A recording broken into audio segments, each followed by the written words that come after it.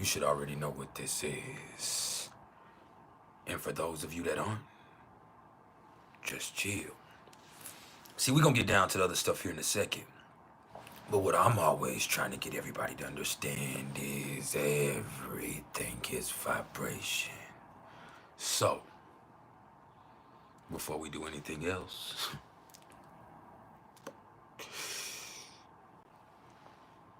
just vibe.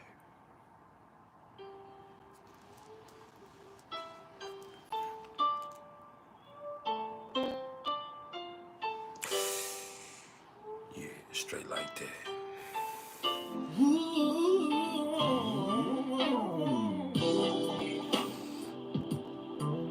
Tina Clara Marie.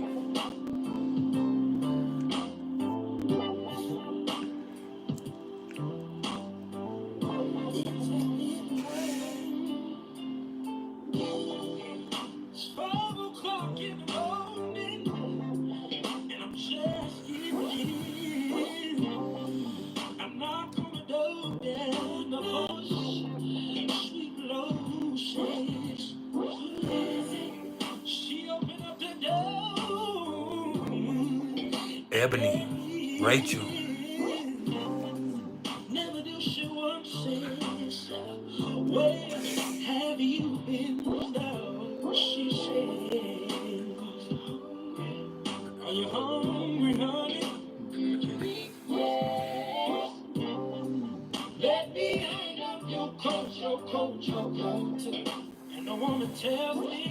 Pass me your hat too.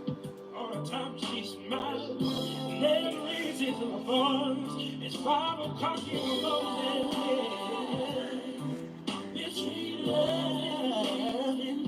Welcome to that Scorpio moon vibrational therapy.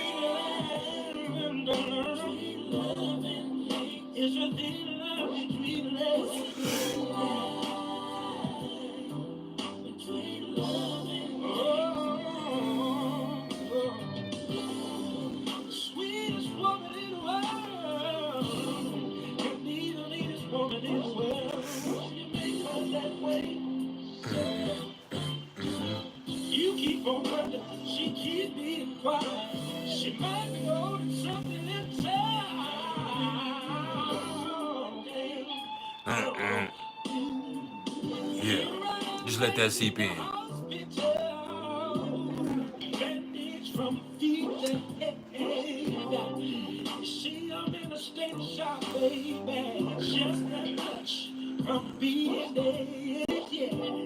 I didn't think my woman could do something like this to me. I didn't think she has the nerve. So here I am. I guess I should speak louder. Between love and it's a thin line. It's a thin line. Between love and hate. It's a thin line between it's a thin line. Between love and hate. Oh, lady. The sweetest woman in the world. Can be the meanest woman in the world. They said I like her that way. You keep on playing up, she keeps being quiet. She might be holding something inside that could make me hurt you one day. We're going to take just a few minutes to let a few more people trickle in. And then we're going to get down to the nitty gritty. Now, today we're going to touch on the transits and elaborate on the aspects that might be affecting you. But after that, we're going to get into the PrIcElEs top 5 sexiest squares in synastry. And I'm going to have to be specific when I speak on this because this is going to get intricate. All right.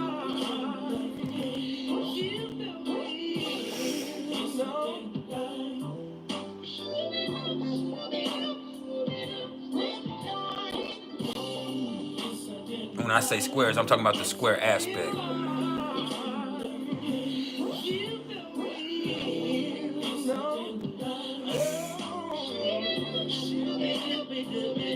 See, some people look at the square as something that's being harsh. I look at it as being dynamic. It creates friction, tension, sometimes sexual tension. Just vibe.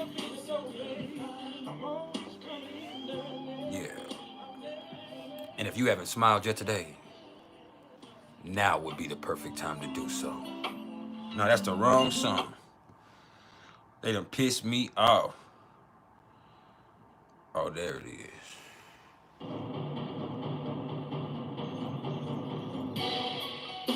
There it is. There comes a period in everyone's life. This that Scorpio moon vibe. Fed up with a man and all his silly hair. A woman needs a man that doesn't come with any drama behind it, you know. Someone that can just love her down with no strings attached. And his name is Black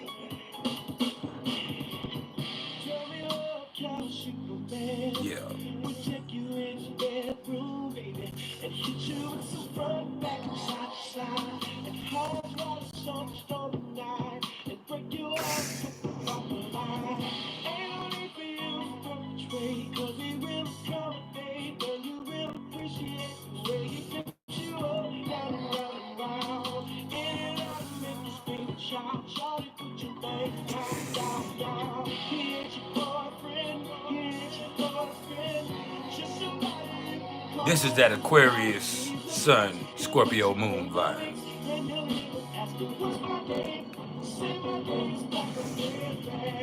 Yeah.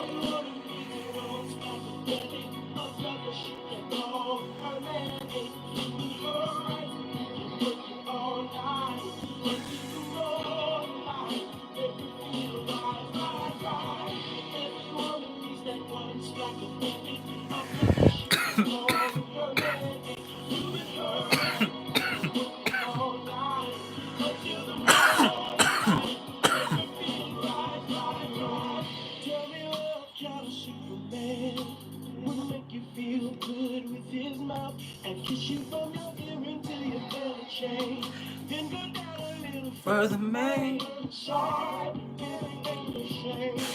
the top on his Mercedes Benz, so her legs feel the wind as he hits again and again and again. Oh, Yeah, let that vibe seep in.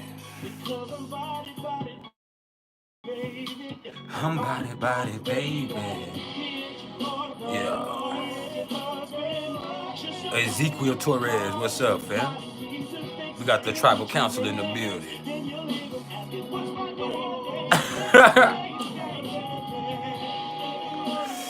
Rachel, you crazy, both literally and figuratively.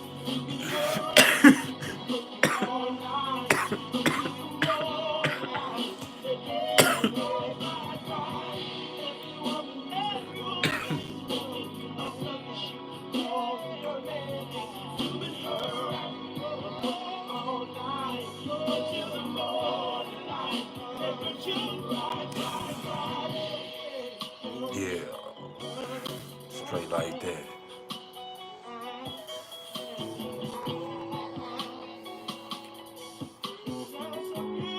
Welcome to that Scorpio moon vibration.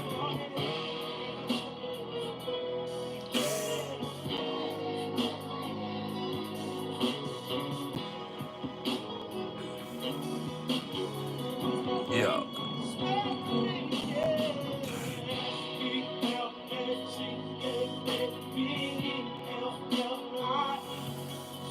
Make sure y'all hit that like button. I ain't getting started until I have as many likes as I have people in my chat. And that's just a matter of respect.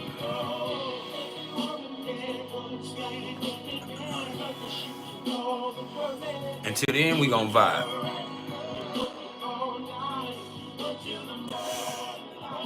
Yeah.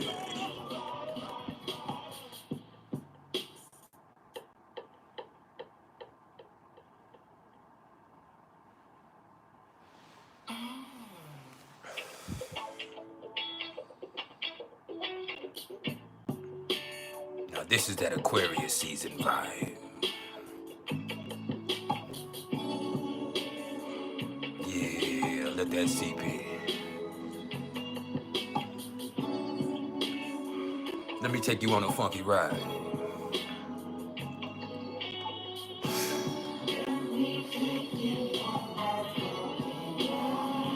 Yeah.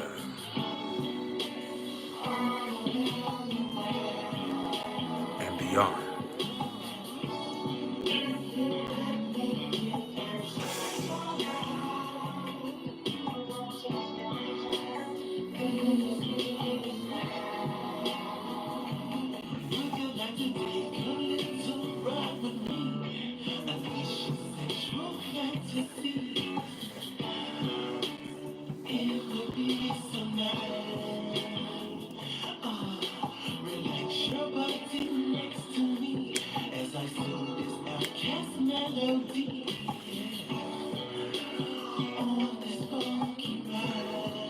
Just let it seep in there.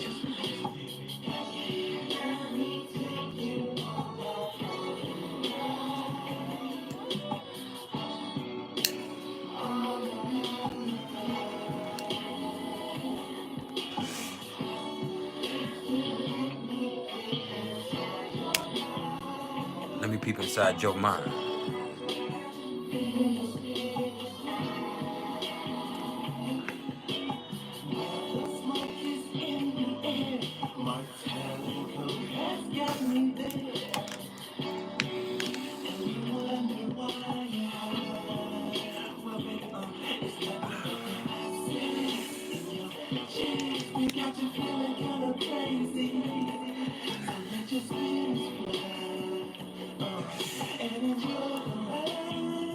Yeah.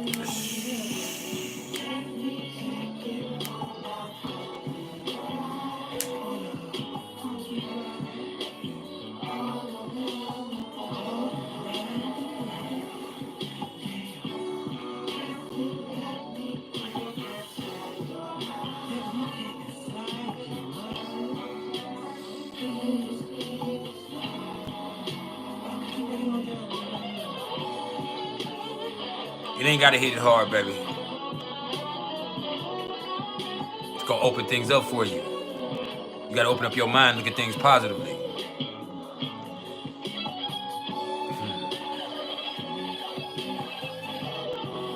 Let that guitar sing to you.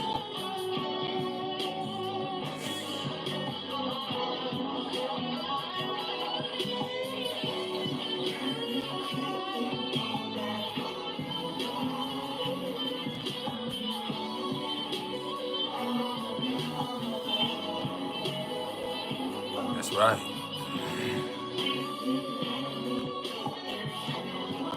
Open your mind up.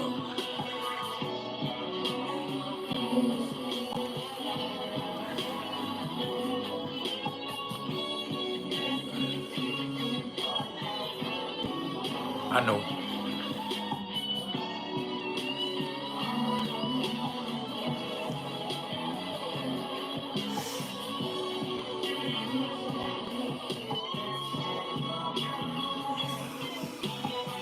The vibe is the most important part. The knowledge comes naturally. I'm tapped in. You gotta make sure the vibe is straight first.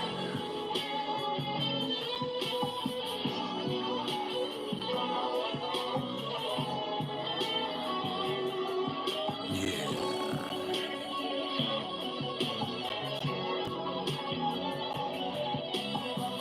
Can you feel that? That's that Scorpio moon.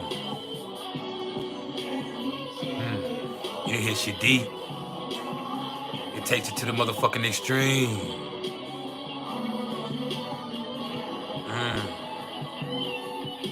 Yeah.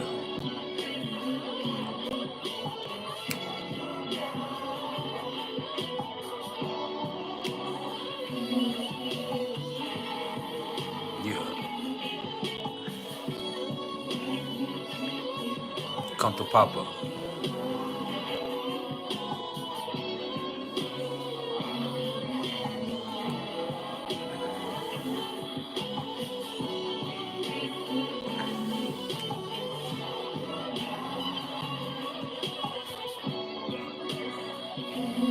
Yeah, it's time.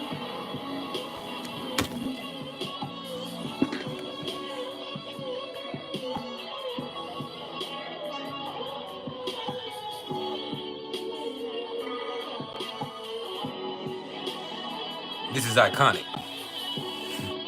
It's not ironic. It's iconic, baby. Journey Magi. My boy. Welcome home. I need about 7 more likes and we'll get started. Until then, keep vibing.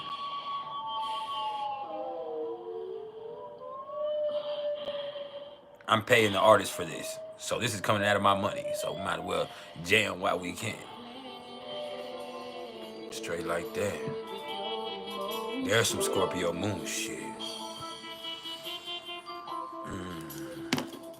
Well, a motherfucker could never control me, only squeeze me and hold me. That's what the whole came up and told me. Now she OG, but in my mouth is where the gold be, cause I be pimpin' like Goldie. Gotta get paid in this age, my fingers ain't made just to be chopping up confetti with. If it's already, then you better study leak. If you ain't with it, you can get, cause I ain't even on that petty shit. So who the fuck you rockin' petty with? The little kid is like a rhythm, lyric get a rhythm and tick. Pick them up quick and they give them the dick, thinking I'm innocent, they up in the mouth, shop for me picking the fit. I got them heavens nose red, and when we get in the bed, Yeah, that's the vibe. legs, I feel I made them wanna pose dead. But you remedy out until you get up in them hoes head. I don't mean to sound bogus or nothing, but it's the bomb when I be hopping them cuties thinking I'm in love with them, when I'm rubbing them. Be getting bugged with them in the club, with them smoking dub, with them hugging them, freaking in the tub with them. After getting paid for machine tripping, cause she know she got what she paid for. She honor my name, I got a tame, here it go. Now I'm speaking with the game of ways to make go. Let me play with your emotions, ho. Take a look on my hi-hat, take a look on my line. I'ma stimulate your mind, body, your soul. I know you wanna try that. Now motherfucker, can you buy that? Tell me, baby, can you buy that? What's up, Red Antonio? We finna get into it. See, we're gonna get to the transits. We're gonna elaborate on the aspects that might be affecting you, but after that, we're getting into the price list, top 5 sexiest squares in synastry. How the fuck you gon' act, ho? I saw you creeping out the back door. What you run up on my mic, though? Lady, on your back, so, cause you know I got you with my lasso. Blow your mind like an afro. Come and take a glimpse in the stairs. See your aroma of a pimp in the air. I bet you notice the smell. It's like a lotus when I float. Cause my eyes get the lowest if you didn't notice. Then you bubbles as hell. I'm putting women under my spell. Like I'm up in the brain, pooping that bang with gang. But the anatomy is feminine. Filling them up with adrenaline. Got them kicking with speaking, approaching up a pimp like a gentleman. Submission is surrendering. And ain't no ending if it's gone with a blunt from a bomb side. In the right place with the right mind and the right line, you can get a lifetime contract. But be wise until they look into your eyes. I show the creep when she spotted mine. Took her over to my crib, lay loud, hit it wrong from behind, and she signed on the dotted line. The hoe was like, Ooh, yeah. Why you doing me like this? I'd do anything to be with you. You got me going. Like that. your mind, I don't mean to make a disaster of, like my dad master love. But if a motherfucker breaking you for every penny you earn, then how could you still show the bastard love? I guess it's cause I'm cold, shit. Thought you was gonna be spinning me, I bet you think it show did. But game, recognize game, now you lame in the brain. Stupid bitch, is what you get for trying to go, D. Now let me play with your emotions, ho. Take a look on my highlight, take a look on my line. Stimulate your mind, body, your soul. I know you wanna try that. I'm motherfucker, look down. Tell me, baby, can you ride that? I got you under my complete control. You know what's worth for the time to go. Now don't be focusing on that. Emotions, ho. Take a look on my highlight, take a look on my line. Just let that vibe seep in. This is that Scorpio moon vibe.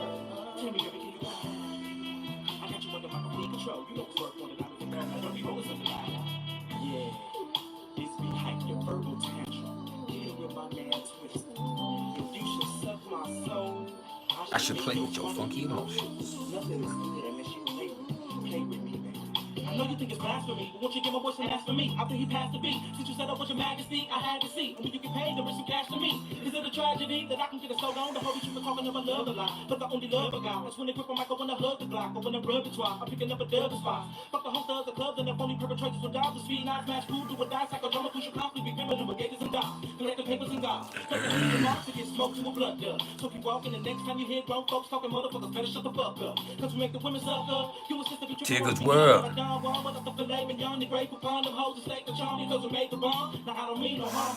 You right on time, my brother.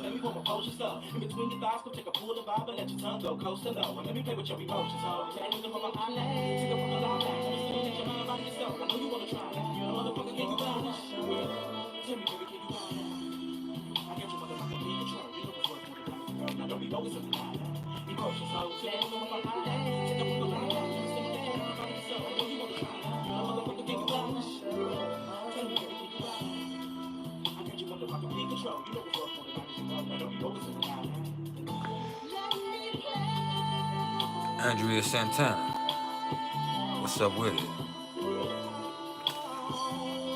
What's up to Brazil? With your emotion.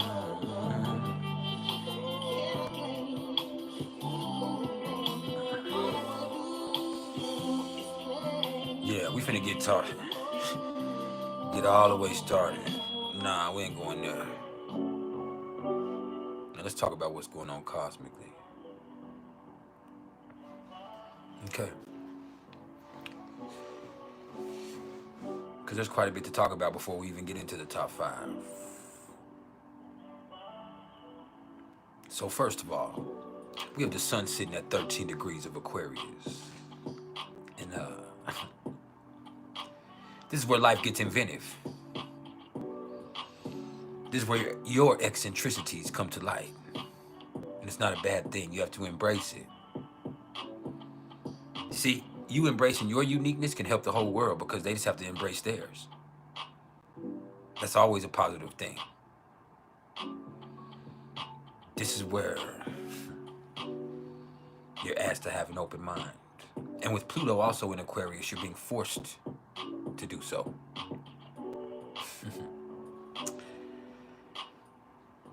That's interesting. And we'll talk about that here in a little bit. But for the next couple of hours, the sun is square to the moon. For the next few days, the sun will be coming into a square with Uranus. And also a sextile with Chiron. So it's going to get interesting, to say the least. All right. A lot of the things that people are stubborn about are going to get challenged over the weekend or over the next 4 or 5 days. With the sun square to the moon today, there's just a conflict because people are going to be trying to intellectualize everything. And the last thing you want to do is feel, but sometimes there's things that hit you deep all of a sudden.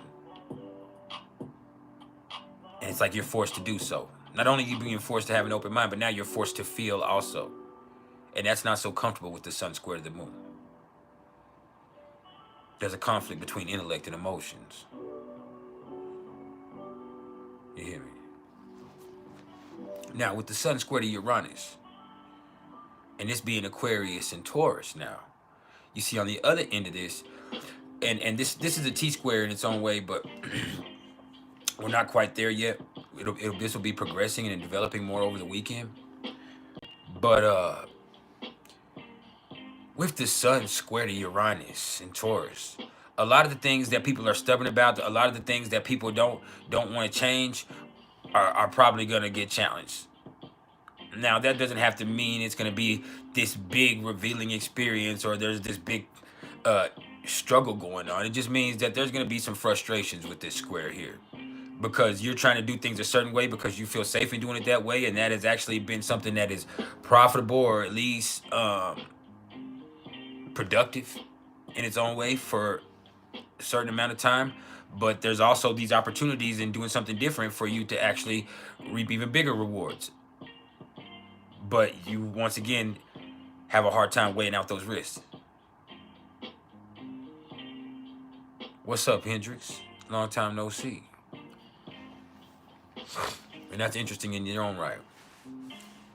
Now, with the sun sextile to Chiron, and this being Aquarius and Aries, that basically means whatever goes on, you got to try different shit to be able to move forward.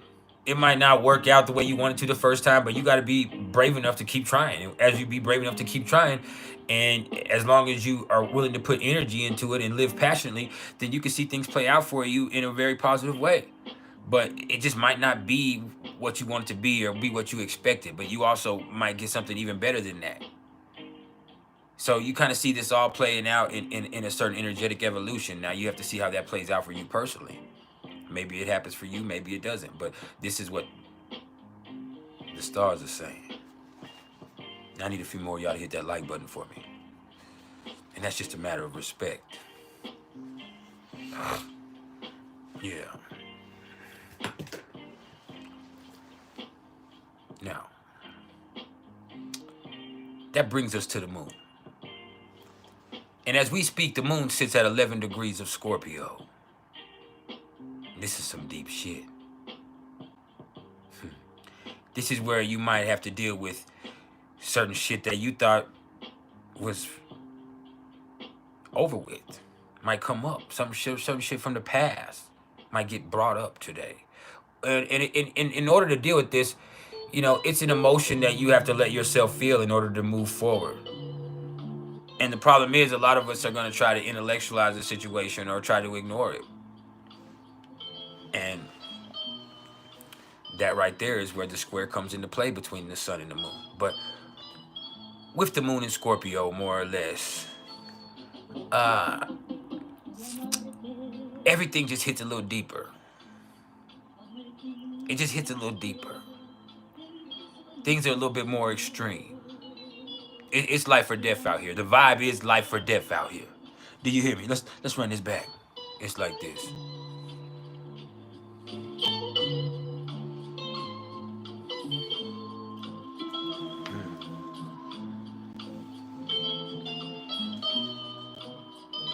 Listen to me. This is the vibe.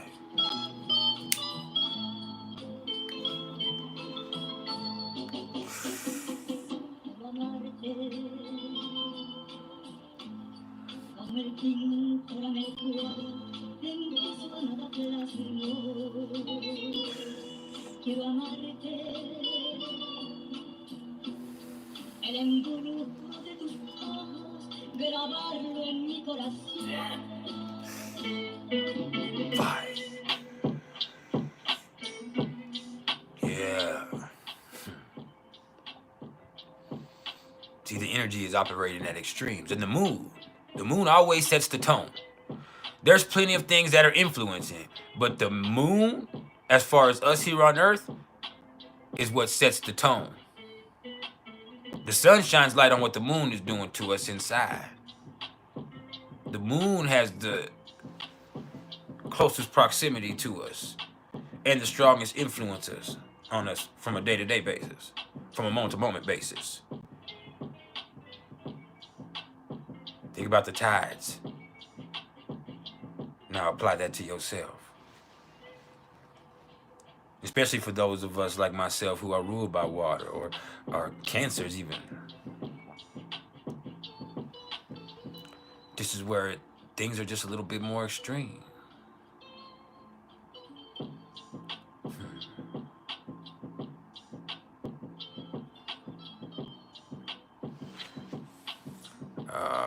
Let me help you out, Mr. Carls. Let me go ahead and put this disclaimer out there because I have to every time. As our tribe grows, we have to let y'all know. Because I block so many people every time. We are a vibe tribe. We're here to help raise the vibration through sharing this knowledge with each other. If you're coming in to troll, I'm going to block you immediately. I don't play no games. You hear me?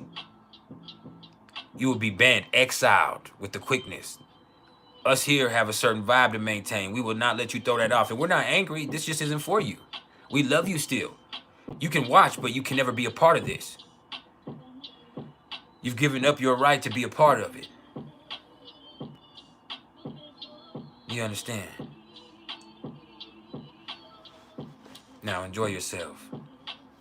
I'll probably have to say it again before this is all said and done. Now, back to what we were doing. The moon is also sextile to Venus right now. And that's interesting because this is that Scorpio and Capricorn sextile. So you feel real strong about something, but you want to control it. Or at least use it. Or at least channel it into something productive. That's the best thing you can do. Now, as far as your relationships, this is actually the perfect time for you to understand something about yourself. Really get one of your dynamics into perspective and see, oh, this is why I get that reaction, and that helps me control it. That helps me be more disciplined. Oh, this is why this son of a bitch makes me feel this type of way. Guys, it's that hammer. The motherfucker hit me with that hammer, and now I'm fucking dick whooped. Or damn, she put that thing on me, and or damn, it's just that touch. Or man, it's the comfort. So there's certain something right now that a person feels deeply and strongly and passionately about, and they can get stuck on it. But it's that same thing that now through identifying it, a person sees it as something that they can fortify within themselves. See, that's what's interesting about that sextile between Capricorn and Scorpio too, because there's a game being played there. It's very sexy, but this discipline and control and this game of extremes and all that shit in between is real motherfucking dangerous. It really is. So with the moon and Venus doing this over the next few hours, there's this thing where people feel some type of way, or people want to say something, or people, even if it doesn't have to do with relationships, but there's this element of control that has to, but there's this something inside of them that wants to stir the pot. There's something inside of them that needs to get that out of them. Hear me? Now, gang stalking clips. When I say the sexiest squares, before I go any further, what we're gonna do is we're gonna look at the signs first of all, through the top five. We're gonna look at the signs to me that represent the sexiest squares just in their energetic prominence all the way around. But we're also gonna look at certain squares in synastry that stick out in those. Like once we get into one of them, we'll say, okay, this is why the energy of this square here between these two energies is so dynamic. And then after we represent that and talk about how that it represents in its whole energetic prominence, then we'll give a couple of examples of how it could play out in synastry. So I'm gonna get all the way in depth. You just gotta give us a little bit.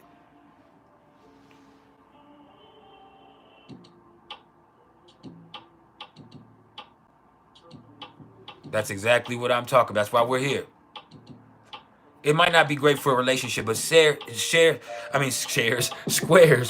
represent tension, and they bring this certain energy. And on all of them, we're gonna look at the sun square, because that's the first thing people look at is, because even though synastry is really looking at the whole intricacies of everything, especially with Venus and Mars and Saturn and the black moon Lilith and Pluto and Mercury, because Mercury is so important in communication and all of this, and even the part of fortune and even Chiron and all of this stuff where you have to make sure trauma, and even with the outer planets and really feeling like that generational stuff, and really feeling like can we touch on that level intellectually. So there's a lot with all of that you have to incorporate. But when you look at the sun sign, that's the first thing fundamentally people are going to look at. So we'll look at the sun sign with each one of them. Then we might give one or two more examples of like Venus square Mars, or Mars and Pluto, or Lilith, and we'll look real quick and give a quick example, and then that'll give us at least a quick perspective on how that plays out both fundamentally and intricately.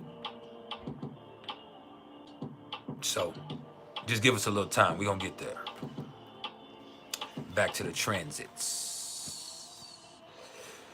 This brings us to Mercury. See, Mercury's at 26 degrees of Capricorn.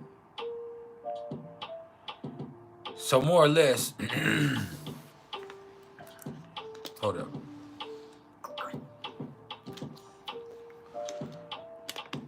More or less, this is like,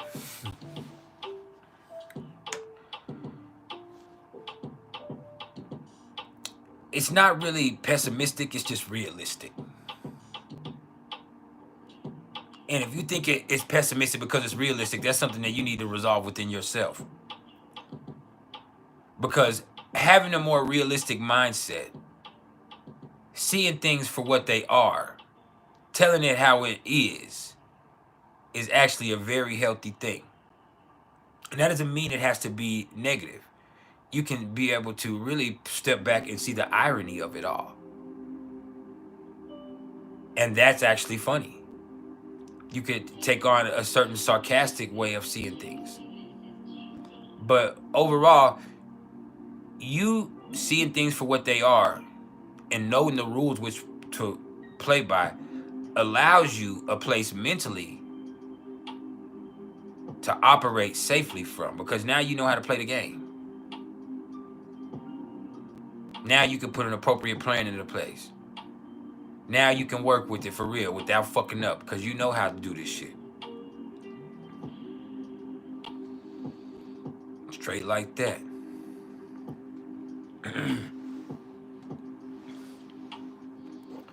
Hold on, I gotta find me a napkin or a towel or something. I'll be right back.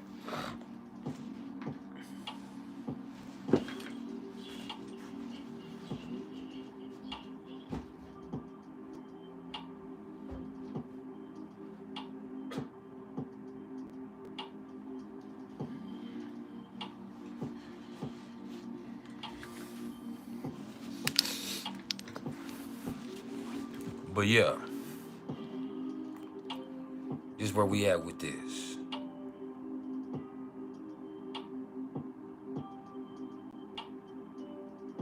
This is the vibe. Speaking of Capricorn, Venus is up. No, before we go there, Mercury is sextile to Neptune. Now this is interesting because there is there is still a certain hope that that has to guide you with all of this. That's why I'm saying, like, you can't lose faith, but you also can't fool yourself. That's the trick with this whole sextile with these is you can't fool yourself.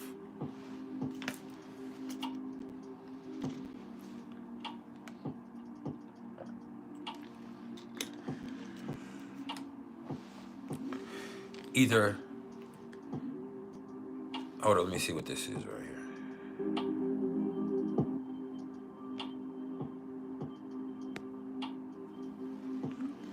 Either you take all of this, the way you see things, this realness, this irony, and you make something creative with it.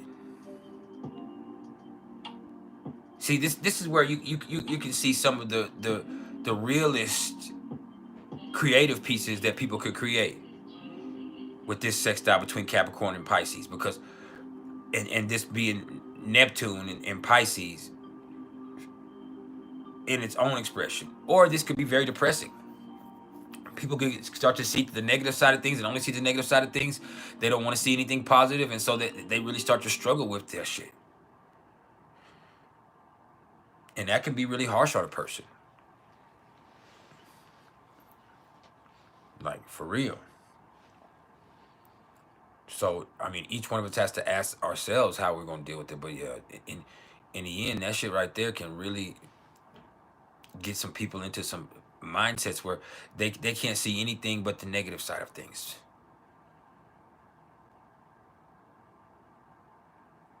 And the delusion of being real with themselves. See, that's the way things are with people, with certain people right now. That's something else we haven't never talked about. Is you have so many people that start to look at things and get in this really pessimistic way of thinking, and they're saying, "Oh, I'm just being real. I'm just, I'm just preparing myself for the worst." But hey, what you're really doing is giving yourself an excuse.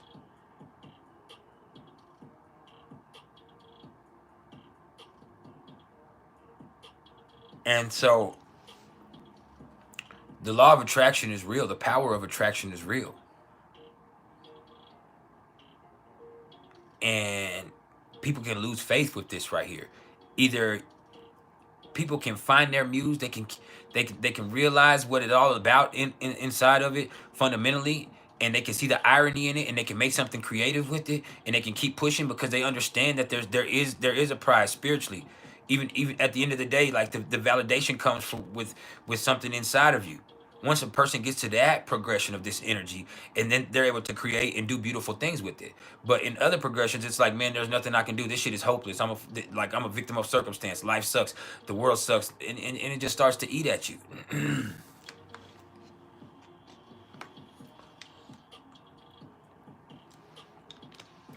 That shit ain't right.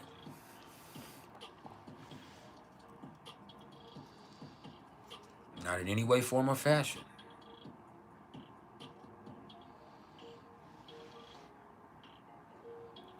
And then people just struggle with it.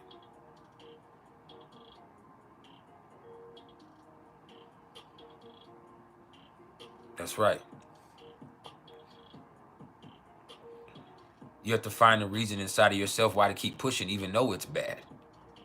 And that means doing whatever you got to do and taking this and making something creative with it. Now, Venus is at 12 degrees of Capricorn. And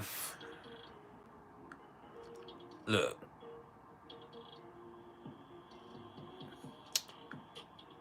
Venus being at 12 degrees of Capricorn might not be the funnest placement for Venus. This might not be the sexiest. It definitely can be sexual, but it might not be the most passionate. But what it is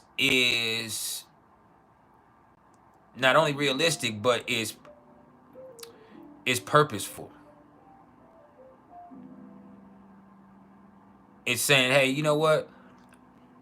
It's not nothing personal with you, but if there's nothing that's gonna really become of this interaction between us, we have no reason to be fucking around.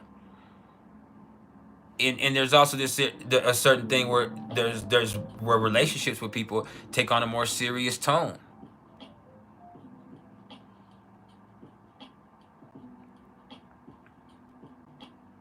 You know, it's just like, hey, is this something that's going to mature? And even in business, it's more or less like, you know what? I'm only fucking around with shit that's gonna be beneficial, because if it ain't beneficial, it's artificial. And so all of this right here kind of makes things a little bit more strained. And when this pulling into a square with Chiron over the weekend and then progressing into Monday, what we're ultimately gonna see come from that is people are gonna they're gonna get frustrated with certain things, and there's gonna be some pushback from it, but that's okay.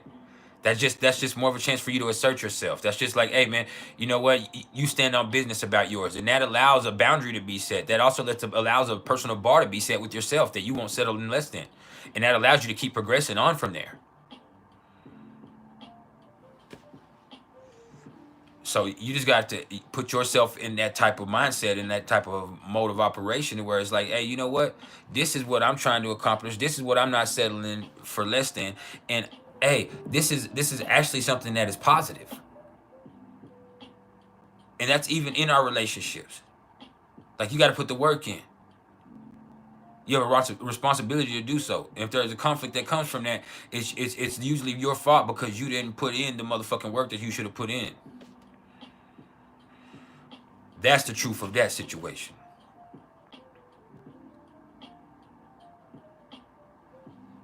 I don't think you hear me though.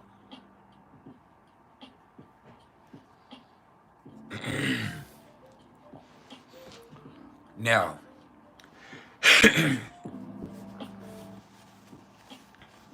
sorry. Now, I feel you, Ezekiel. That next brings us to Mars. Mars is sitting at 22 degrees of Capricorn now. So this is where it gets crucial. This is where it gets serious. Like, look, either you're going to end up real fucking frustrated because you didn't utilize this time that Mars was in Capricorn to get something accomplished, or you're going to really see your stuff right here starting to progress in the direction that, hey, I'm thinking I'm about to see some results. Or this is where you realize, like, man, if I'm in a certain place, it's nobody's fault but my own.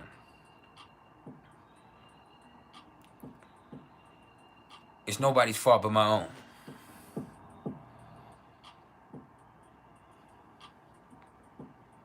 And then it's got to try to call you home. Yeah. Straight like that.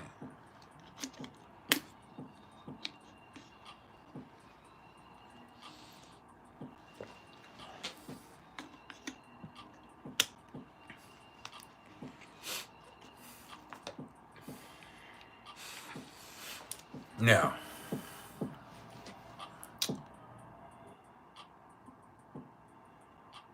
I think Mars is still trying to Uranus for like 2 more days. So this is still where, hey, you got to do what you got to do. This is that last push where, hey, like I said, you're going to start to see some results in some way, form, or fashion. People are going to see some type of results for their efforts. And people ain't putting their energy into something that they're not going to feel like is going to give off some type of tangible result. But this is also the time with that 22nd degree where people are going to start to get real fucking frustrated because they feel like they've been wasting, and that's not what they've been wasting. They haven't been applying themselves effectively.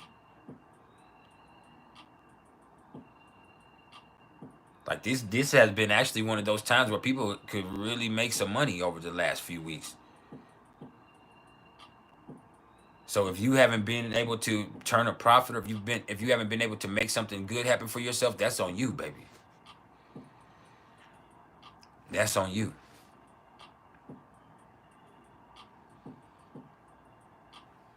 For reals.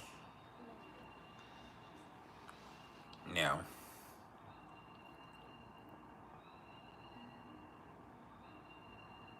smile. I mean, like, right now.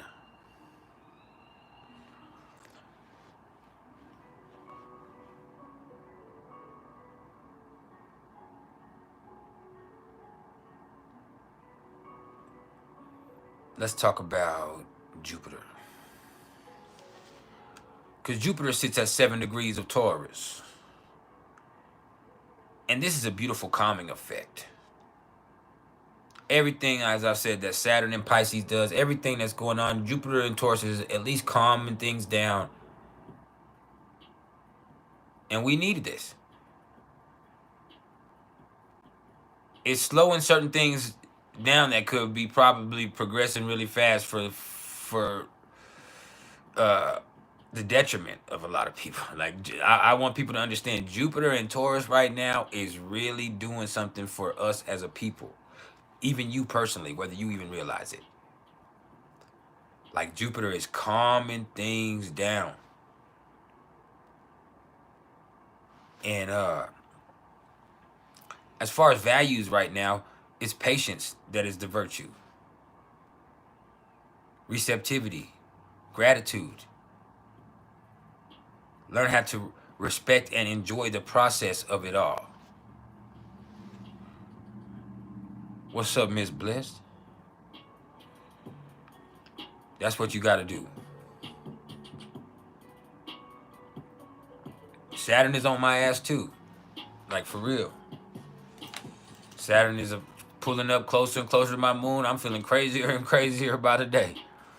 But I'm just trying to make it. Trying to make it. I'm aware of what's going on, and all I can do is deal with it on the best terms that I can.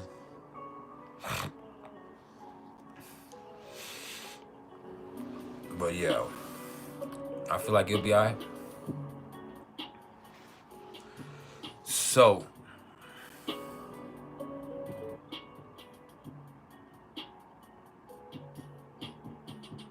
that's the vibe right there.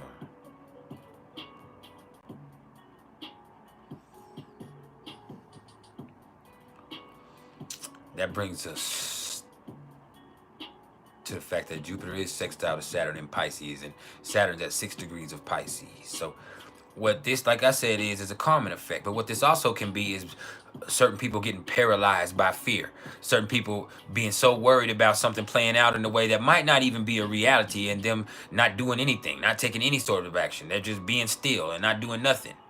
And they're like, you know what? This is perfectly fine for me. I'm just gonna chill.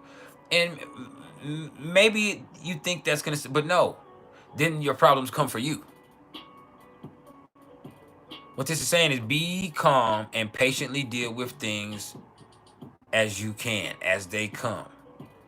Don't let irrational fears control you or paralyze you. Just stay calm and deal with life. It's all a part of the process, and you signed up for this, baby. This is a spiritual experience, baby. You just have to feel it in physical form.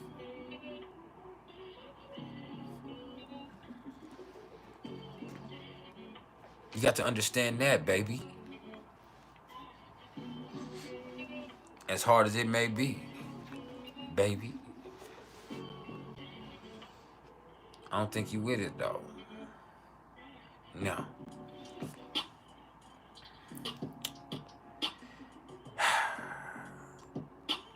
With Saturn in Pisces, it's the stuff going on inside of you that you got to deal with.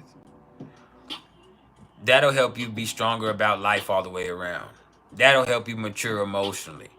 That will help you be able to be more self-sufficient in your life. You have to learn how to deal with your emotional shit. You understand? Whether it be regrets, resentment,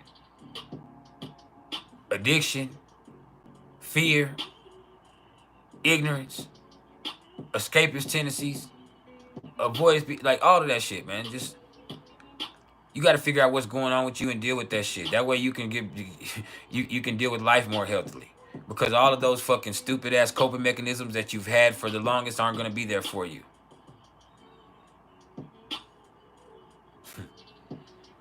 Like for real. I'm telling y'all now, like as much as I love it, I am soon, very soon, gonna stop smoking weed. Like I have to. Like I be feeling straight. I smoke too much weed. My fucking throat starts hurting. Like it irritates me. Fuck that.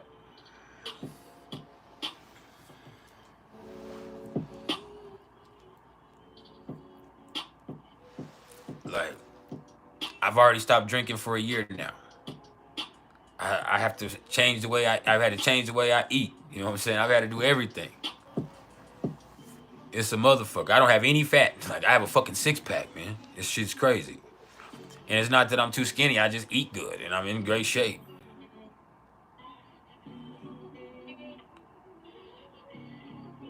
What's up, Dame Luz? Long time no see.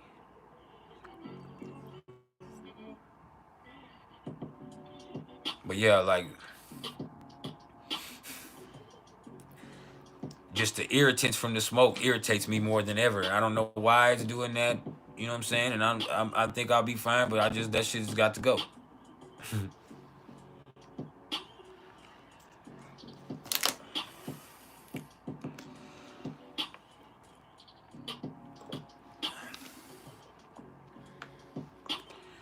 That shit got to go. It's just a point in my progression, and you know, because of that, that means I have to learn how to deal with my life and my anxiety on my own.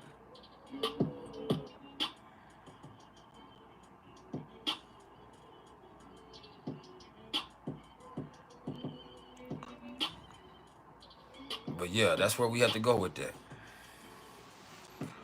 Now, Neptune.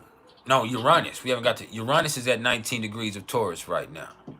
So you can't get stuck in any method of operation or any certain way of being. Because if you do that, life is going to be real chaotic for you real quick because we are in a very electric atmosphere right now. It's very it's very irritated. There's a lot of friction. Uranus hates being in Taurus. You know what I'm saying? Like Taurus is calm and cool and collected and safe and stable, and Uranus ain't like that. Uranus wants to raise the vibration. Uranus wants things to progress. Uranus wants things to be different. So when you have things that want to be different and you have a certain stubbornness, there's gonna be a lot of friction. What's up, Yeti? What's up, Selena? Greetings from Narnia. All you gotta do is go within your wardrobe and come see me. So with Uranus and Taurus, that's why so many crazy things happen all the time, especially in the financial sphere, especially with people's values. Like the things that people are willing to accept as people nowadays are crazy, and it's not. It's like it's not more open minded. It's just straight tacky. Like people's values have went out the window. People will literally do anything to make money.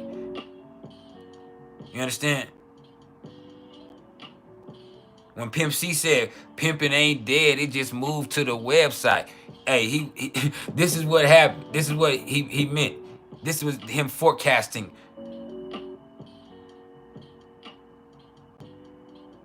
Like that's what's going on with that. I'm going through the transits right now, Selena.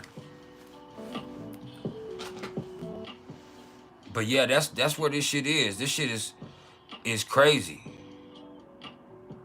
Like, and you, even you yourself, ultimately, you as a person have changed as far as your value systems over the last 5 years. You've had to, after COVID, after new information has occurred in this world, after the government has admitted certain things, after you've seen certain things on TV, after you've seen certain ways people have been treated, after you've seen George Floyd, after you've seen fucking the way certain people act restrictively, after you see, like, you see so many different things that just have made you look at things, and you would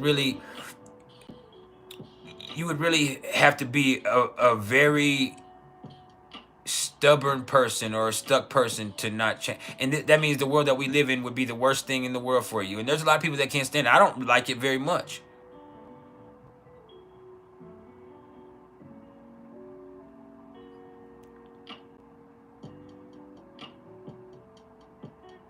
And so it's more or less like it's crazy. Like, the things you're willing to do is not something that you ever considered yourself to be willing to do before. And even when it comes to making money, like, there's so many different avenues to make money. People do all kinds of stuff these days. People would have never been making plates. They would have thought they were above it a few years ago. Like, no, I'm not finna be making plates at my house. And no, but now these people making plates. You would never see grown ass people doing dance videos, gangsters doing dance videos. You would never see that back in the, like, you'd never see that.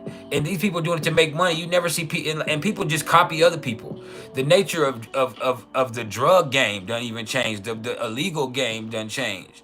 You understand?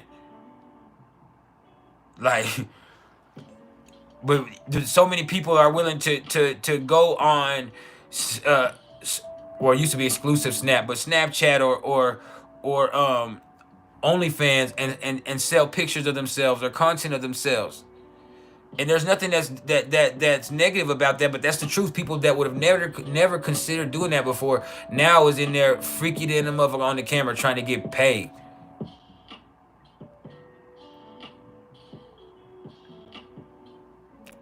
It's you say desensitization, and you're right, but the desensitization also comes from the culture. The culture as a whole is a part of that.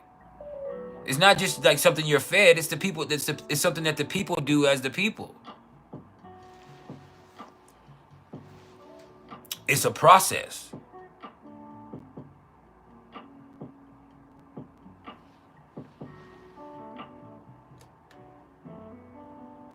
Hold on, let me help you out, Achiever.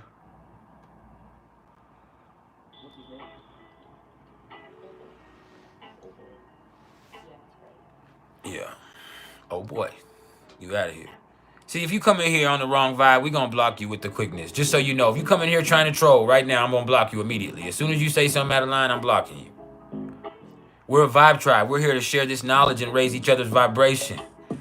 We're not thirsty for subscribers. There are thousands of us all over the world, as you can see here in this chat, whether it be Brazil or Germany or England or India or Bangladesh or all over America or Canada.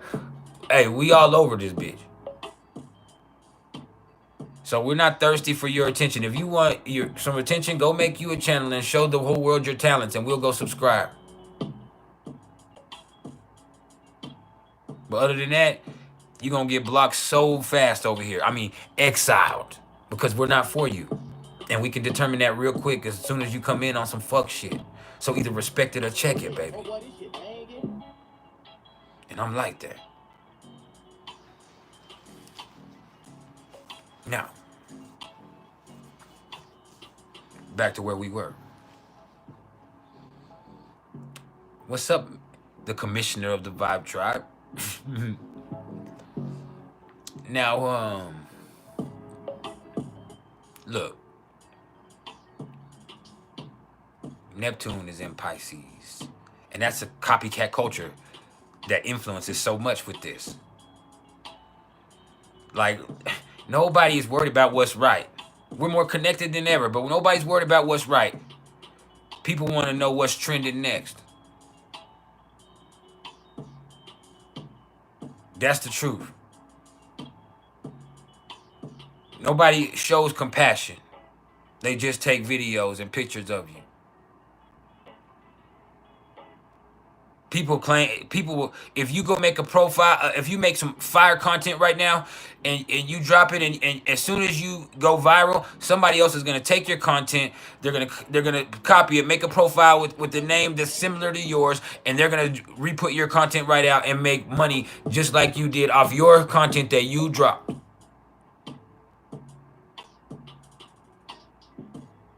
They're going to do that. If it's hot enough, celebrities going to be copying you. Celebrities copy the common man. This is a copycat culture we live in. So that gets real fucking confusing. So you got to find out what you got to do for you. That means letting your own inner compass be your guide. Plain and simple. You got to search for answers inside.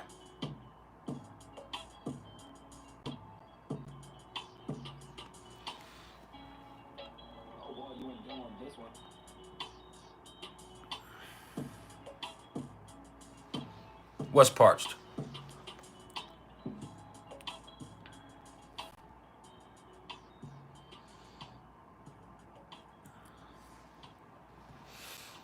But yeah, you got to figure it out for you.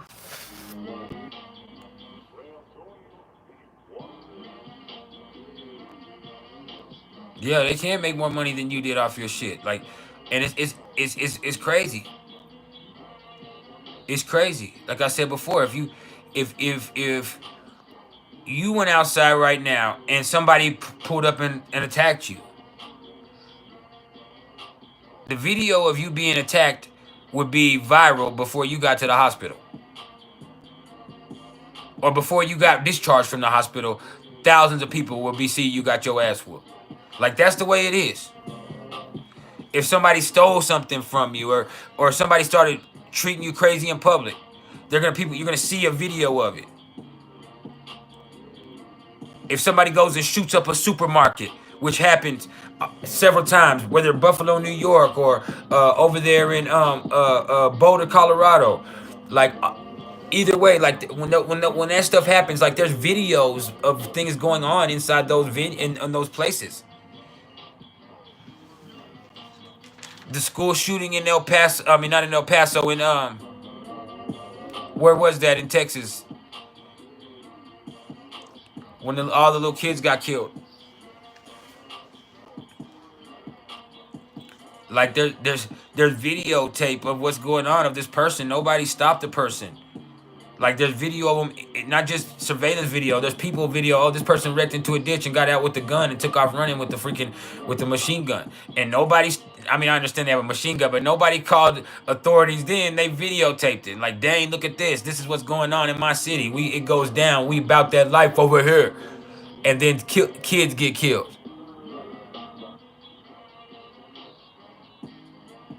Like it's crazy.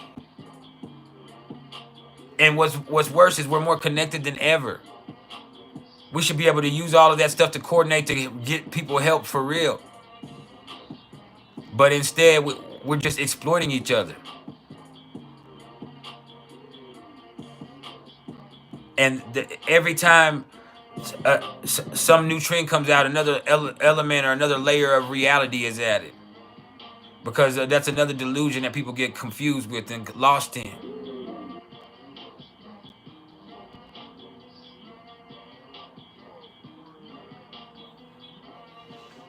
That's where we at as a culture.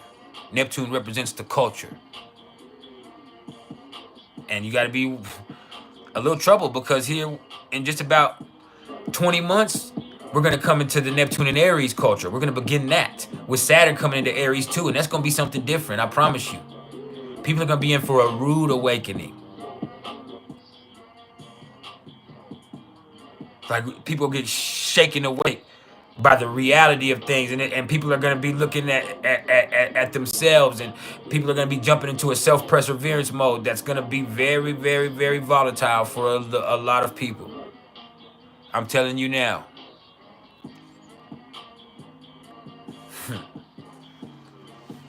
Yeah,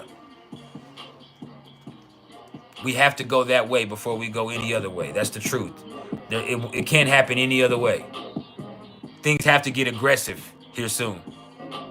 The passive aggressive ways that people are doing things to each other, and people are, especially powers, government powers, are doing the things that they're doing, and the way that they're doing to people, it's going to get real aggressive. The way that people, as far as the common man and other people have been treated, it's like to this point where people are like, hey man, we can't keep taking it like this. It can't be going the same. For there to be something different, we might have to do something radical. And then that's where you see people taking up pitchforks, and people and people making militias. And you see the standoff right now, even over the border in Texas. Like this could even be implicative of a civil war. It's not gonna be, because it's just not going to play out like that right now. But this is a direct, in its own way, a direct, first of all, a direct defiance on Texas's part, and a show of strength for their National Guard in Texas to still go up against federal agents when it's still the National Guard. And so you see this stuff going on. You see what's going on with Palestine. You see what's going on with Syria and the United States, and Iran and the United States. You see what's going on with China and Taiwan. You see what's going on with Russia and Ukraine. Eventually, the more European nations are going to have to get involved with that. It's not fear-mongering. It's the truth. And so there is a change coming. There are things that are already in place that we can't go backwards away from now. So a confrontation has to come out. And so as this Neptune and Aries culture is going to get a lot more aggressive. We got to be ready for that as people.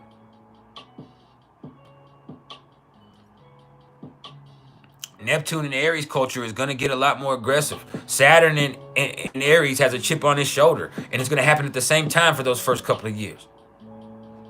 Uranus in Gemini already has been proven to be a wartime placement. The same with Pluto in Aquarius. And so it's not fear-mongering. It's just a natural progression of energy. We see it as the people here on Earth. If there was going to be a peaceful resolution to whatever goes on in Ukraine, it would have already happened. Putin has lost too much, and Ukraine has too much behind them, as far as NATO, for them to give up. That's the truth. That progresses into something that happens with a chemical or a biological weapon at some point, or a direct action from another nation to try to end the conflict, which just provokes Vladimir Putin to or his pundits to do something else. The way that China feels about Taiwan is not going to be deterred by the United States, because China has already sent spy balloons and direct provocation to the United States, saying, hey, look, for whatever they were really doing with that. Also, you have to remember, with that spy balloon that went over the United States, they could have just been making people sick or spreading something. And I'm not trying to spread fear, but it could have been anything.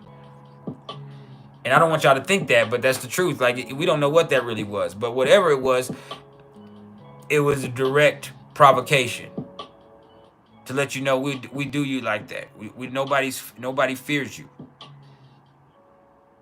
With the Middle East, this is something that's been going on for thousands of years, but now it's taken on a more aggressive tone, and the Muslim countries are not going to keep standing by for the persecution of Palestine.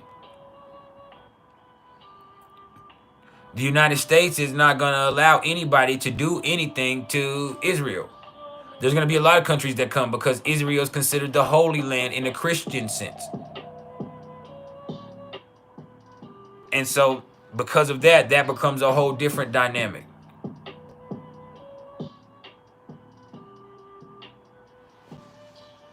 So,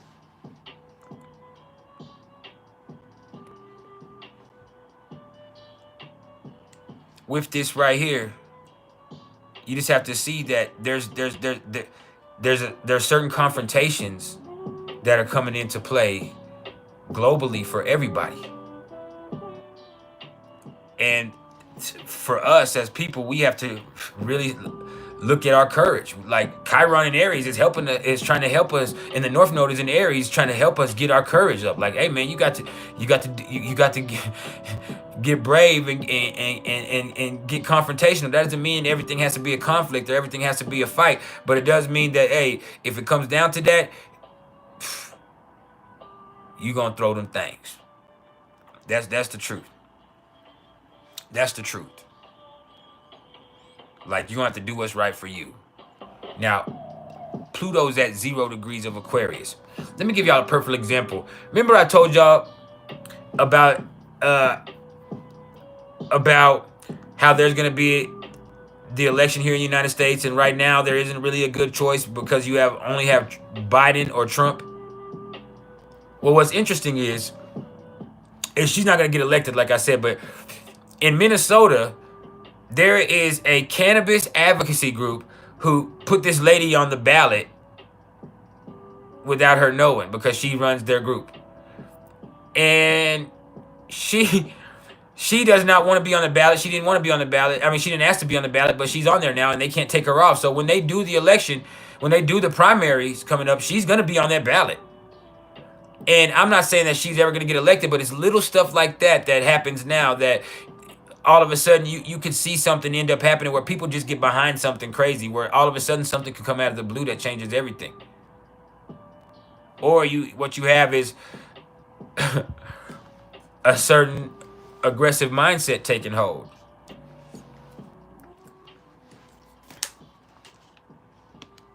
With the assertion and implementation of Donald Trump's energy again.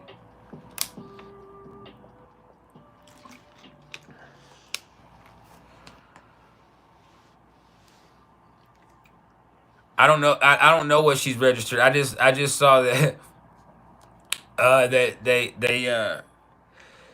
heard it on the radio one, and then I went and did some research on it. I forgot her name, but they put her on the ballot for the presidency without her knowing. But somehow she was accepted onto the ballot, and now that she's onto the ballot, she cannot be taken off that ballot. It is submitted for the presidency, and so she is on that ballot. And wouldn't it be crazy if people just somehow just fucked around and got behind her or something? It's not gonna happen, but like, I mean, that's just how things go, man. Little stuff like this, though. The stuff in Texas, that's a rebellious act.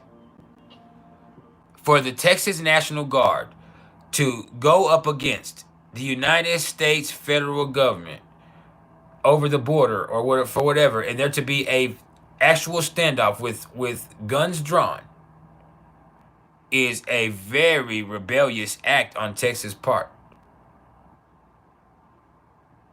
That's the type of stuff right there that, like, is just another testament of the times that we live in.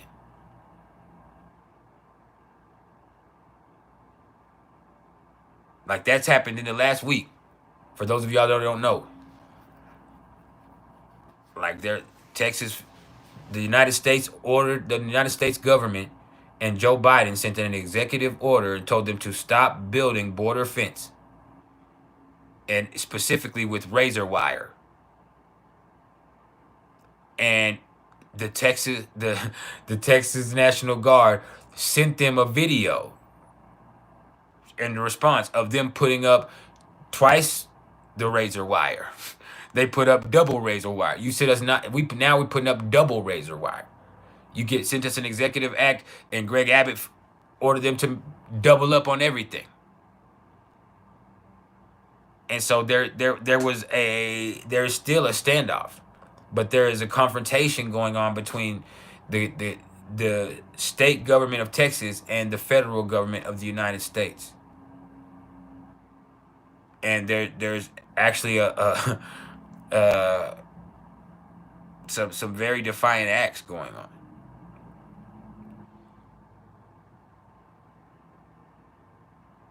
So that's something that's worth thinking about. Pluto in Aquarius has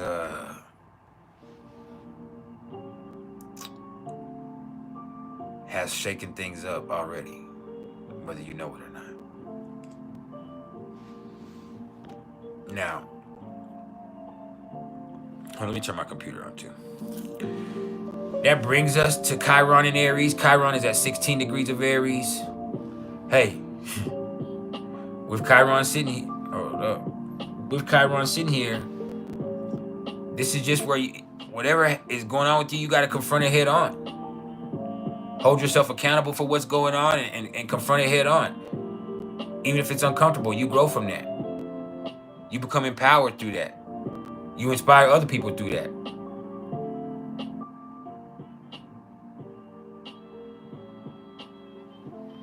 Do you hear me?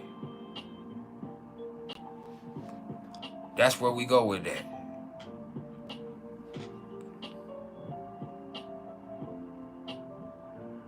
What's up, Alicia Ceballos? You hear that, cello?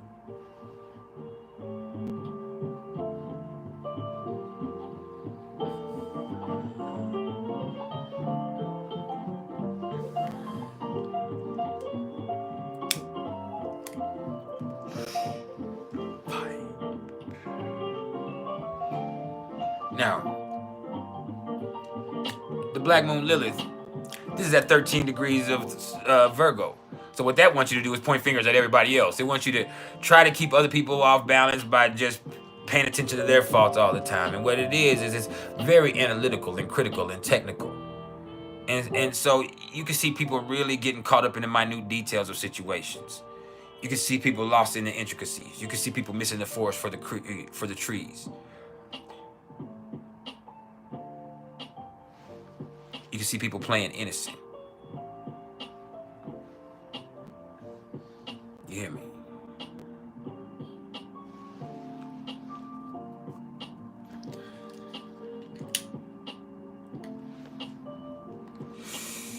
Now, what's up, sports kid? That brings us to the nodes. The nodes are at 17 degrees of Aries and Libra. So, we're about halfway through. We're almost halfway through. We're about a month and a half from being halfway through this energetic evolution of the North Node in Aries. What's up, Tony? But yeah, we're almost through that shit. And so this is where you're taking responsibility for yourself. And that is the best thing for your life, your career, your relationships. You being more straight up. You experiencing your truth as a verb. That's actually a thing, baby. That's the best thing for you. That's the most empowering experience you can have. What's up, Ellie? Yeah, how you doing? But yeah, and people's tendency is to be codependent, to be worried about the next man, to try to do what's best for y'all, and to try to, let other people. No. Look, the best thing you can do is do what's best for you. The best thing they can do is do what's best for them. The best thing I can do is do what's best for me. You feel me? Be my best self. Don't compete with anybody else. Just be your best expression of your energy. Live your truth as a verb. You doing that will be the most positive thing that you can do right now. And the next man doing that is going to be the most positive thing they can do. And if we all do that, it'll be the best thing for the whole motherfucking world. Hit the motherfucking like button if you haven't yet. What's up, Eli?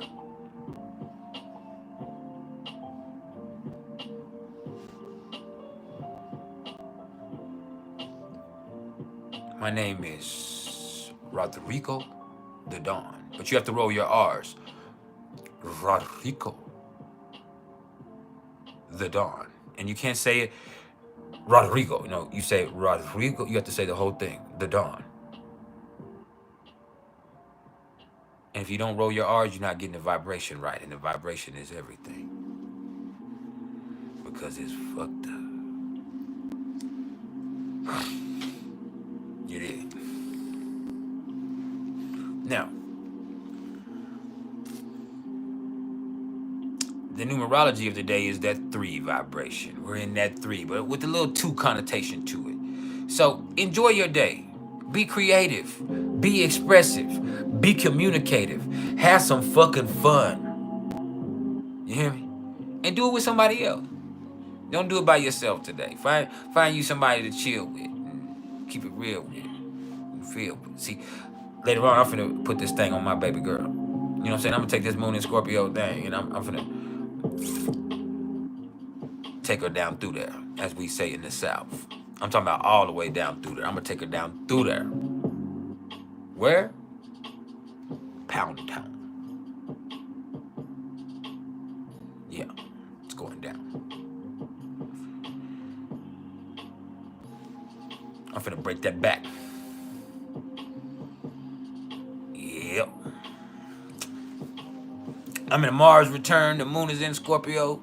I'm finna have to max you out, baby. I hope you're watching. If not, you'll feel me. Yeah. I'm gonna wax that ass. Now, without further ado, I need a few more of y'all to hit that motherfucking like button. And then we're gonna get into the price list, top 5 sexiest squares in synastry. Now let me explain what I mean by that. I already did once, but let me tell you. First, as I come, I'm gonna talk about the signs as a whole and the energy in its prominence. So because there's certain squares that are, they're squares, but the energy between them isn't as sexy as some of those other ones. So we're gonna look at the energy of those two signs being square to each other and why it's so sexy. And that'll take just a few seconds. I might give a few personal examples if I've experienced it in my life. And then after that, what we're gonna do is we'll look at what is the problem with the square for just a brief second, maybe 1 minute. And then once we go from there, we'll look at examples of them in synastry in certain planetary ways. All right. We'll look at the square sun aspect of all of them because that's the first thing people are going to look at. And then from there, might look at Venus square Venus or Venus square Saturn or ascendant square moon or Lilith square Lilith or Mars square Pluto or any of that. But yeah, I'm finna take mines all the way down through there. Like, boy.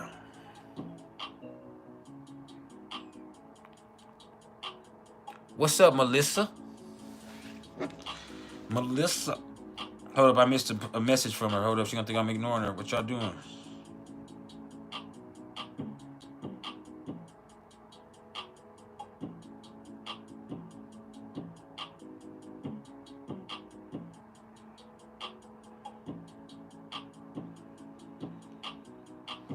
Oh.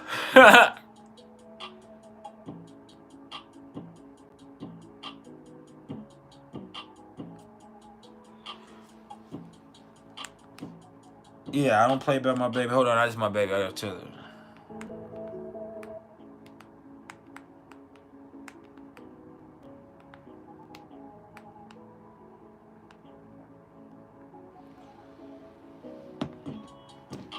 Yeah. Anyway. Oh, yeah. I'm trying to keep it that way. It is. Yeah, I'm trying to keep it that way.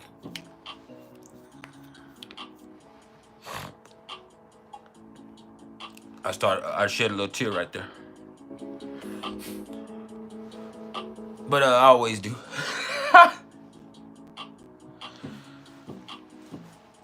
But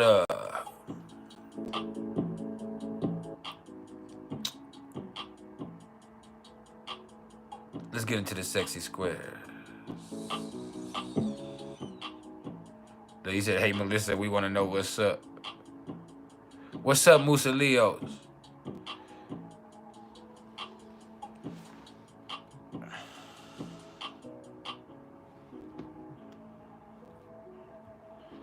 Hold on, let me check the real fast.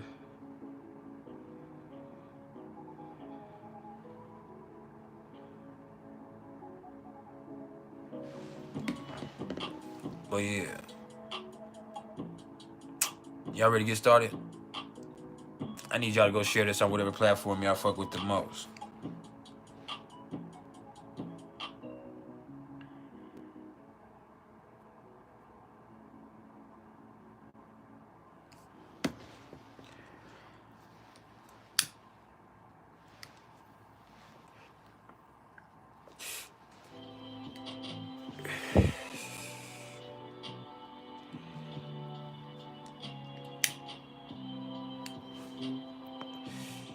Fairy Dust, thank you for subscribing. We thank you. We thank you. Now, as we get into these sexy squares, we don't have any honorable mentions today. I ain't taking the time for all of that. Hold up. Let me help you out, Dawson Darwin. Let me help you out real fast for an edit. Let me edit your monkey ass out my chat. Look, bro, we don't need no edits. We're not thirsty for subscribers. What you got to do is take your skills and your talents and your edits and go do a channel where you play bingo or whatever the fuck you do. We're a vibe tribe. We don't fuck around. And I'm a Mars in Capricorn. I don't really play no games. You hear me? It's out of love that I blocked you because this just ain't for you. This is not for you. We're here to help each other raise each other's vibration through this knowledge. I'm the chief of this tribe. You come in on some wrong shit, I'm going to ban you real quick. I'm talking about exiled. You lucky I don't slap the shit out of you. I'm just playing. I'm just playing. I'll be snapping sometime. But for real though, it would be a spiritual slap. It would be for your own good. See, I have Mars in Capricorn. It's about discipline and helping you grow. So, you know, I wouldn't even waste my energy if I didn't think it was going to help you. So, what I got to do is thank everybody for coming. And this time, let me hold up. I actually have some notes here. And let's get into the price list. Top 5 sexiest squares in synastry. Oh, how's my day? My day is excellent, Musa Leo. I'm having a little scratchiness in my throat. But other than that, we're good. It's about to snow and shit, so I'm used to this shit. It's about to be weather's about to get real fucking bad. We hear you, Fairy Dust. We saw you that you subscribed a few minutes ago. We love you. Thank you for subscribing. If you ain't gonna send no money, that's what we don't need no more announcements.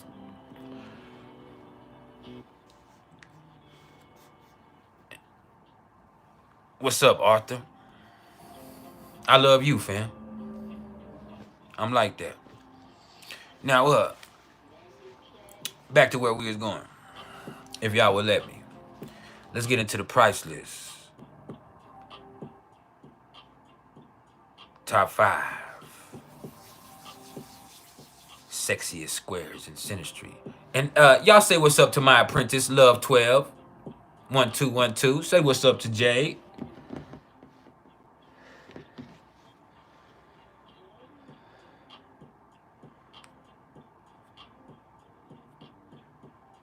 Well, if I fuck around, slap the shit out you.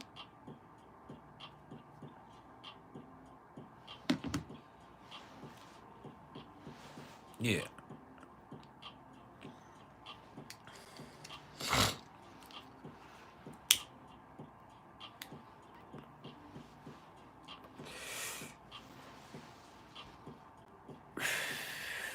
So, anybody want to guess what number 5 is? I'm feeling generous today. You guess number 5 right, I'll give you half price on any of my services. So, does anybody want to guess what number 5 is before we go any further? Because once I get started, I'm not going backward. I'm not going to... This is the only one I'm giving y'all a chance to win anything on. Because once I get into the top 5, I'm really getting into it, okay? Okay, I'm really getting into it, okay? Okay?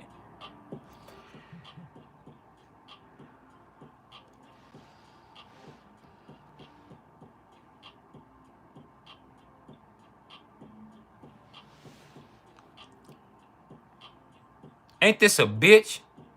Dame Luz? Send me your information. You got it right. You son of a bitch. I hate giving away free shit. Hey, get at me. I got you. You got to send me an email. You can have half price on any of my services, whether it be the video reading, phone call, whether it be just a regular read, whatever you want. Numerology, whatever. I got you. I know you, Dame Luz. But yeah, you, goddamn. My Mars in Capricorn hates that for you.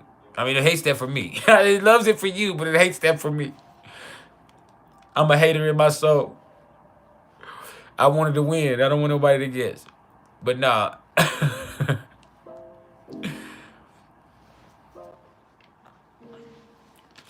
Let's get into the top 5, my boy. So, number 5 on the list of the PrIcElEs top 5 sexiest squares in synastry is that square between Taurus and Leo energy. Now, we're going to talk about specific synastry aspects in a second, so I don't want y'all to think, well, this ain't... No, we're going to talk about that in just a second. But first, I want to talk about this energy and its prominence. See, this right here, this is two people who can really appreciate and value their relationship with each other. Straight up, you know. They're somebody who can be proud of what they're building together. They can be fun, entertaining, hedonistic, and fucking extravagant. Maybe even a little extra. They want people to see that they the it couple. They like that. You hear me?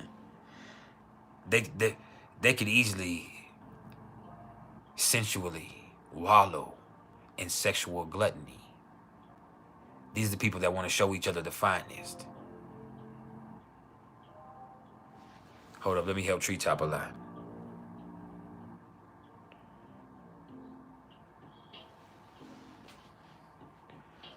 Now,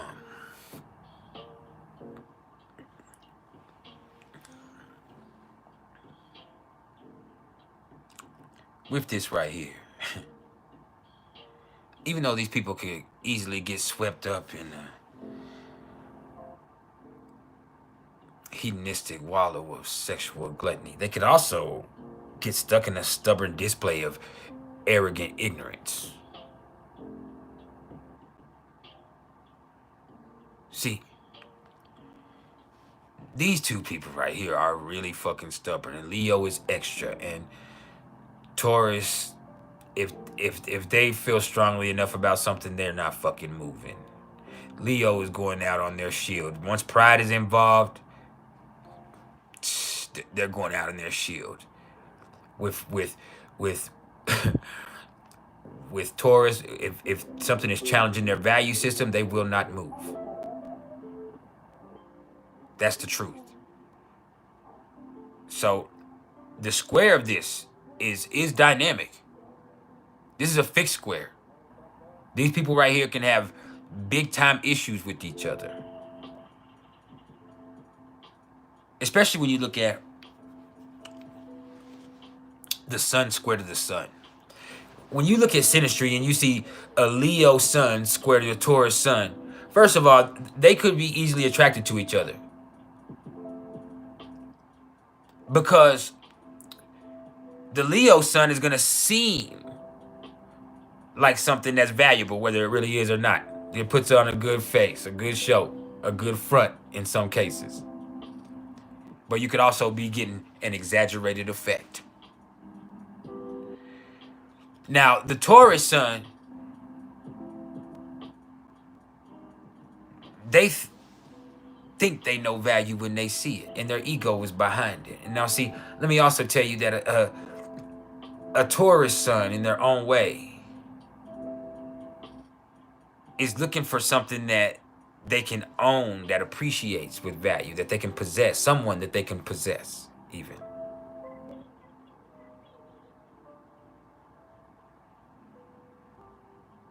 And then the Leo sun is looking for something to be proud of. Something that also accents what they are. You hear me? They're not looking for something that they want to own in the same way that the Taurus wants someone that they can have, that's theirs, that's they can show off even. The Leo wants to be shown off. But the Leo also looks at the Taurus as an accessory, as an accomplishment. Like, look what I got for myself. Look at this Taurus. Look what I got. I'm such a bad motherfucker. Look what I got for me. You understand? That's what you see with that right there. It's sexy in its own way because it's attractive and they have fun and it's beautiful, but they can also be fake as fuck. Fake as fuck.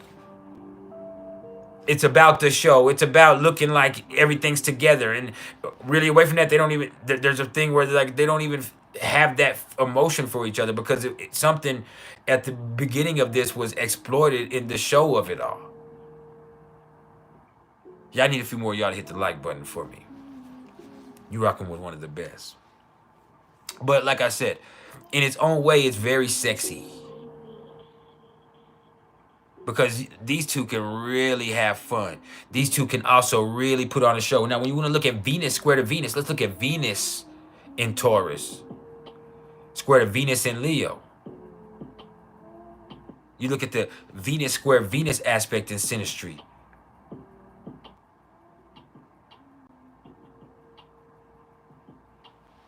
See, Leo wants to be on display, but it doesn't, it wants to be in the window. It doesn't want to be bought. That's Venus. I'm a Venus in Leo. I know that. That doesn't mean I'm not capable of commitment, but at the same time, you can't own me.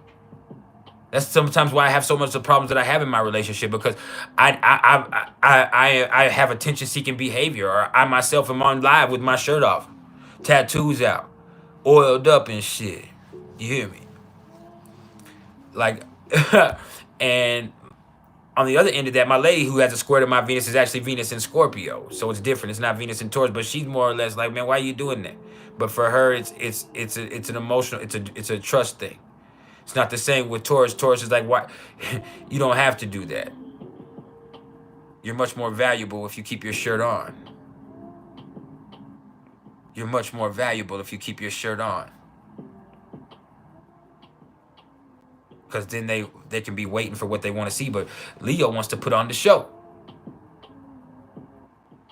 Taurus wants to charge them for it at the very least. Hold on. If we're going to do that, they better at least pay. It better at least cost something. It better be worth something. And then in their interchanges in relationships, a person with Venus in Taurus and a person with Venus in Leo, they're going to have these things where the person with Venus in Taurus would rather that the person with Venus in Leo didn't do certain things that the Venus in Leo person didn't do. But at the same time, that's the same thing that attracted the Venus in Taurus to them in the first place. That's the first thing that attracted the Venus in Taurus to them in the first place. That's right. But the Venus in Taurus was attracted to them because of all of this. So you expected them to stop doing that because now you own them? You want to put them on the shelf? You own them now? They go on the shelf? No, that's not what happens. You take me out and you show me off then. And they can be great at doing that. But when it's not like that, the antics of the Venus in Leo can frustrate the Venus in Taurus. Now, at the same time, the Venus in Taurus can be a little bit more boring and mundane. Once they have you and they have a certain value on you, then you don't cost, unless you show them something different, you're not worth more than that. That's what they got you for. And so it's a very interesting dynamic, and that's why there are only 5. But the fact that these are two people who can really appreciate and value their relationship, and these are people who can wallow in sexy gluttony or get stuck in stubborn displays of arrogant ignorance is by their number 5 on the list of the priceless top 5 sexiest squares in synastry. Now, do y'all see how this plays out? Do y'all get it now?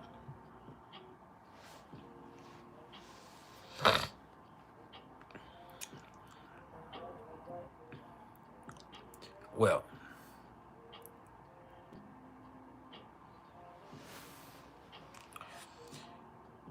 that next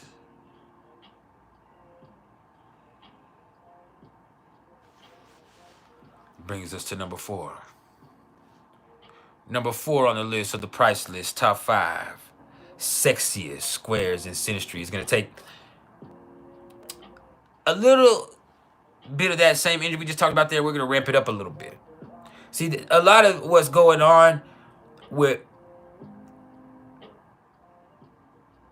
Venus and Taurus and Venus and Leos, they want to be the it couple. They can be the it couple. But number 4, Capricorn and Libra. Or Libra and Capricorn, however you want to look at it. This right here is a power couple. This is a power couple. See, when you see Capricorn and Libra and you look at it in its energetic prominence, what you see is either a power couple or a powerhouse and a trophy. Let me help out everybody. Dream Man, before we go any further, what can I help you with? I hope you're here to share this knowledge and enjoy this experience. If you're coming in to troll, let me let you know right off the rip, you're going to get the wrong reaction. All right, because I want you to be a part of this vibe, but I don't want to block you. Because I that's the first thing I'm going to do is block some people real motherfucking quick. That's my favorite thing to do as a Mars and Capricorn is block people. This is an exclusive environment. We have a vibe to maintain.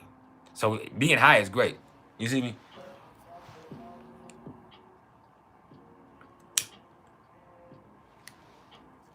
I'm not bluffing you for laughing. You can laugh. That's not what I just said. That's why I want to make sure you're trolls, because there are trolls that come on some extra shit. So as soon as they come on some negative shit, that's why I checked instead of I asked you. Instead of anything else. That right there is just setting a boundary and being respectful, my brother. You're welcome to stay. If I really felt some type of way, ask everybody here. I would have blocked you already. That's just how I get down. You have, when you're here doing this thing, there's steady trolling. Musa Leos.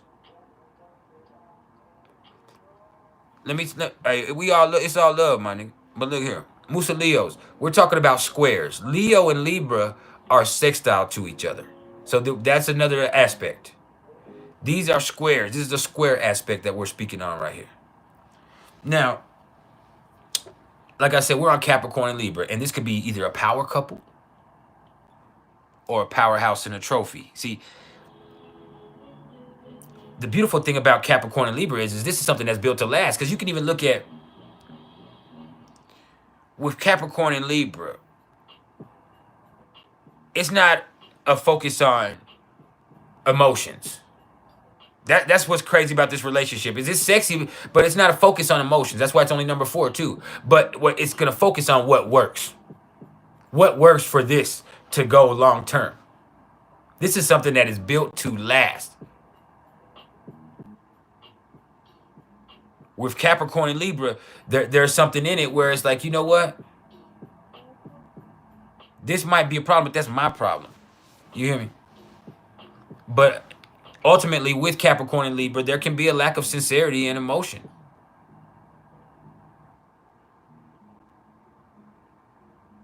There can be a certain lack of sincerity. There can be a certain lack of emotion between these people. And sexually, this is where it really gets good. Sexually, this is where you get this beautifully cardinal mix of discipline and respect and control.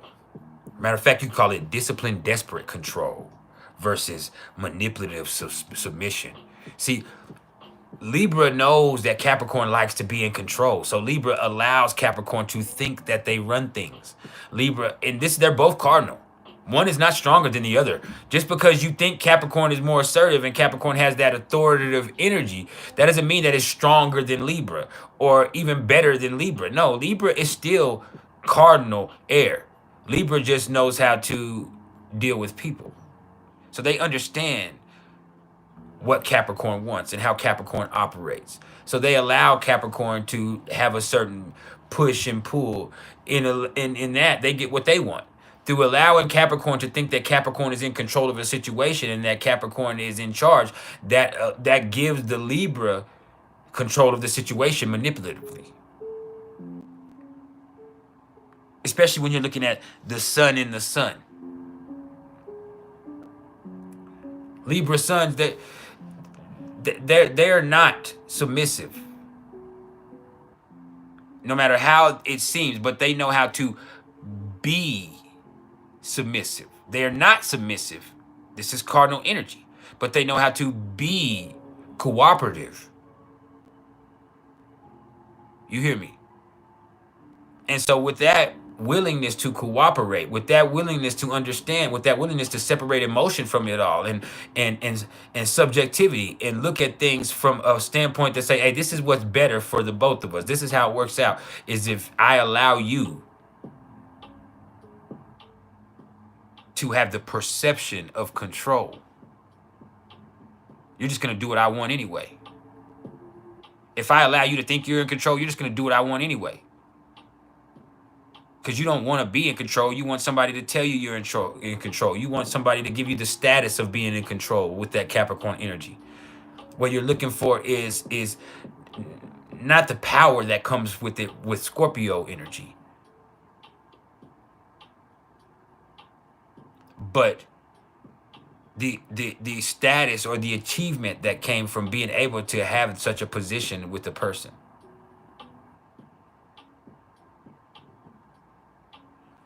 And Capricorn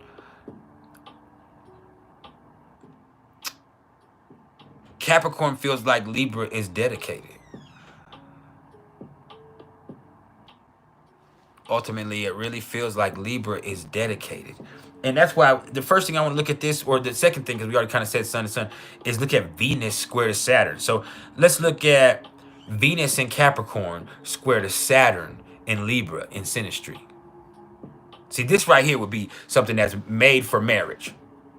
Because Venus in Capricorn wants something serious. It wants something that's going to grow and something that's worth putting your energy into. It has to be worth it, but it also has a certain taste. So Libra represents that taste in a certain way. Libra actually brings in Saturn and Libra, they also aren't going to just jump into anything. This is Venus square to Saturn. What they want is a relationship that is forever. Or they want to, even in a business, they want something that's going to be mutually lucrative.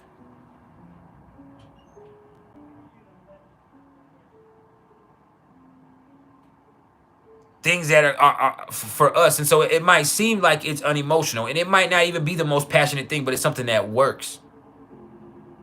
It's something that works. It's something that over time, through understanding, it lasts longer than everybody else's. Now, sexually, like I said, what you get is this cardinal mix of desperate discipline and control and manipulative submission, or at least cooperative exploitation.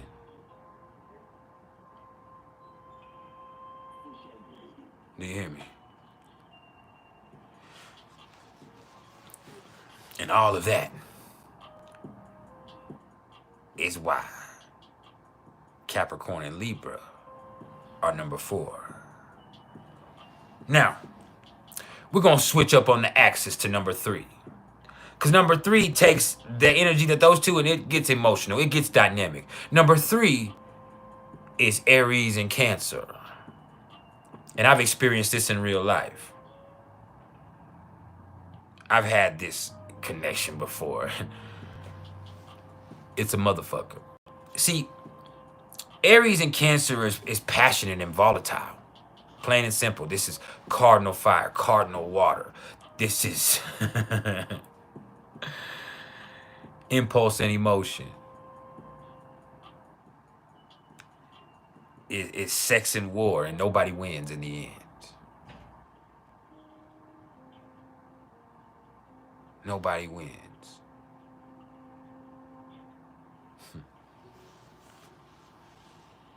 See, Cancer and Aries can have an attraction instantly and a chemistry like no other.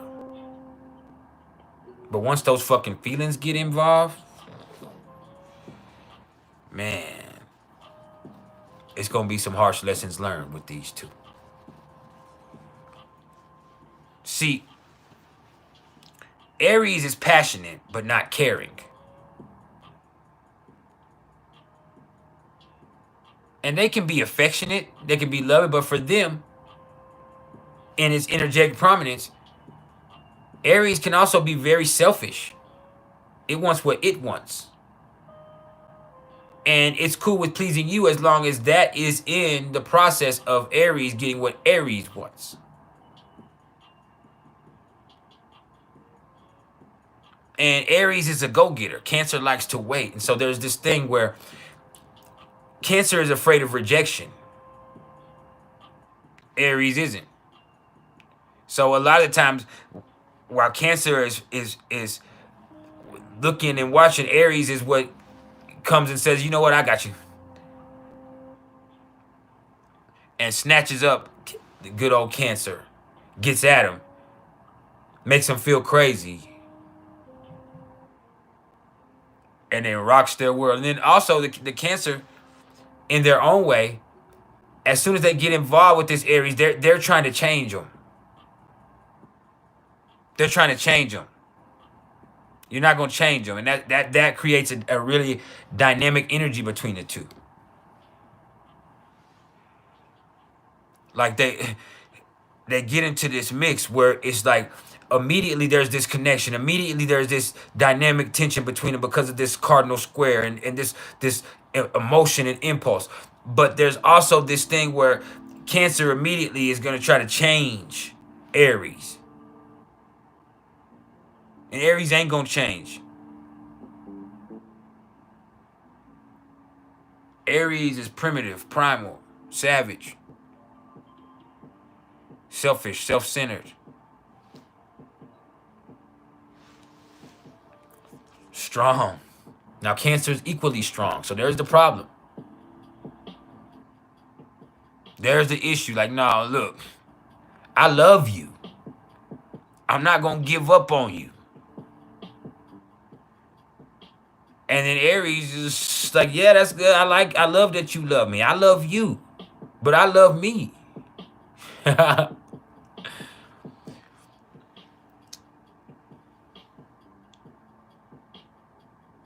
It's a trip. And there's going to be some big time fights between those two. Because Cancer wants Aries to be a certain way. No, I'm not taking off my glasses, Eli. I don't know why you want me to take off my glasses. Don't come on with some weird shit, man. You trying to identify me with some type of facial recognition or something? No, don't do that. We don't need it, brother. Hey, thank you for the love on Venmo, Melissa. But when you're with this, y'all, there's just this thing, especially with Aries sun and Cancer sun. There's this thing where the Cancer sun just wants Aries to see them and how much they care about him. And if they would just see me and see how much I care about them, they would be different. It would be different. Like, And Aries is like, I see you and I see how much you care about me, but it ain't different. I love that you care about me that much, but it ain't different. A lot of people care about me that much. And it's not that they're not being dedicated to you or they're gonna leave. It's just like what the Cancer is trying to do, Aries is incapable of or don't see, because Aries doesn't even move like that.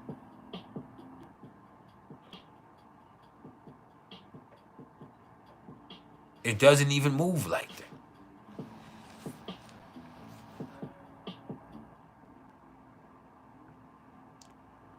But y'all don't hear it though.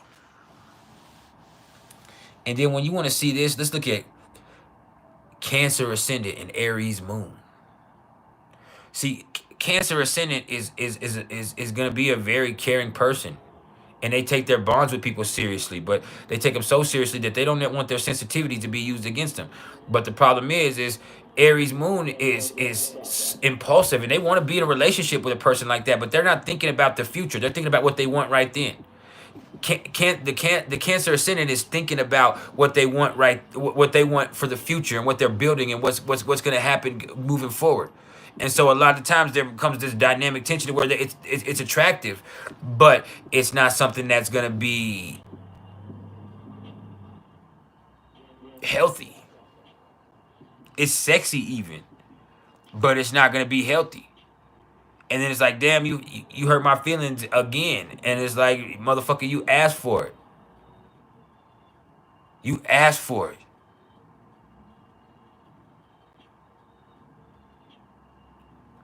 And so all of that plays out to why Aries and Cancer are number 3.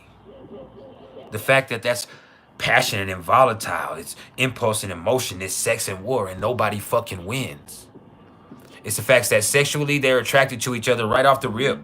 That's something that you see with Aries and Cancer a lot of the time. Right off, they have a strong sexual attraction to each other, and it's not like Capricorn and Libra because it's not built to last.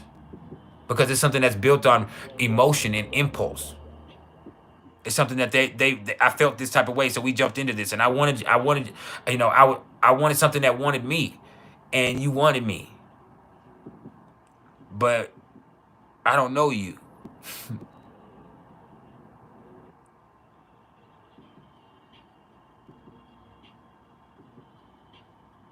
What's up, Joseph? What the fuck is a banana for? You slipping?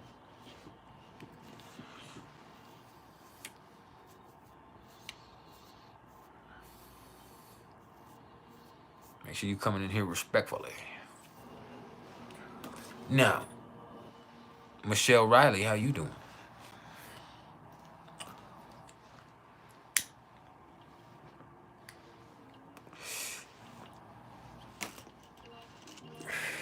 Let's get to number 2.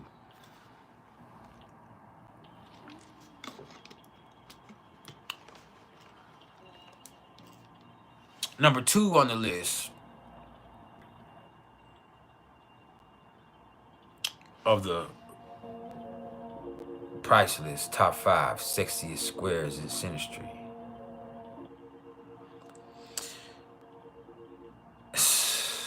This one is a motherfucker. This is Gemini and Pisces. See, this is mutable madness, but it could also be blessed toxicity. These two be all over the place. They'll be all over each other and then all over the place, but they're gonna have fun like no other. They're gonna see mischief like no other. And these are people who can get addicted to each other. They can get addicted to each other. They can get addicted to each other's vibe, in particular, with Gemini and Pisces. This is my parents. When it comes to the sun, square sun, I've seen it play out. This is my dad and my mom. My mom's a Pisces sun, my dad's a Gemini sun. And they were fun and cool and they had a vibe like no other, but they weren't good for each other. That's the problem. That's the problem with this square. Is there's no direction. Like this is a vibe that is only a vibe. It's like they know it shouldn't be permanent. It should, and they end up having kids and trying to, but they know from the beginning that it shouldn't have been permanent. My mother told me all the time, me and your dad should have never been more than friends. I love your daddy to death, but we should have never been more than friends, son. She told me that all the time. She said, but it's just like his energy. She's like, and we would just kick it. Like, she's like, he was my best friend. I was his best friend. We hung out, like everything. Like she's like, man, she's like, that's still my day to this dog. To this day, that's my dog. They've been divorced for years. She say that before she died. She said, to this day, that's my dog. She's like, he's just a dolphin. It's funny that that's the Pisces calling the Gemini a dolphin, but Geminis can be crackheads too, as we all know. But she's like, he just a fuck, like he just cares about drugs more than anything else, and like I'm not fucking with that shit. But it's like Gemini and Pisces have this this vibe that they have with each other that's priceless, ageless, spaceless, timeless. Like there's something about that connection right there that you see it all the time, but it's never all gonna end well before it's all said and done. There's gonna be some issues with it because there's no direction there.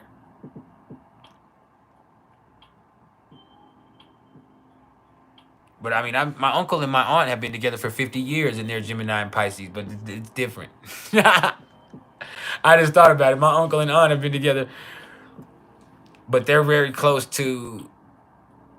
He's very close to being Aquarius. She's very close to being a Cancer. So that's very interesting too. But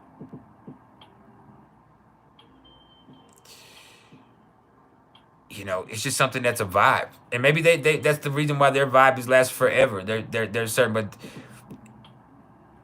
you have to have some, and they have God as their guide, which is interesting. They're very Christian, so there's a certain dynamic between them. But with Gemini and Pisces, man, you see something that's fun. You see something that's creative. You see something that is just crazy. Like you see two people that are crazy about each other.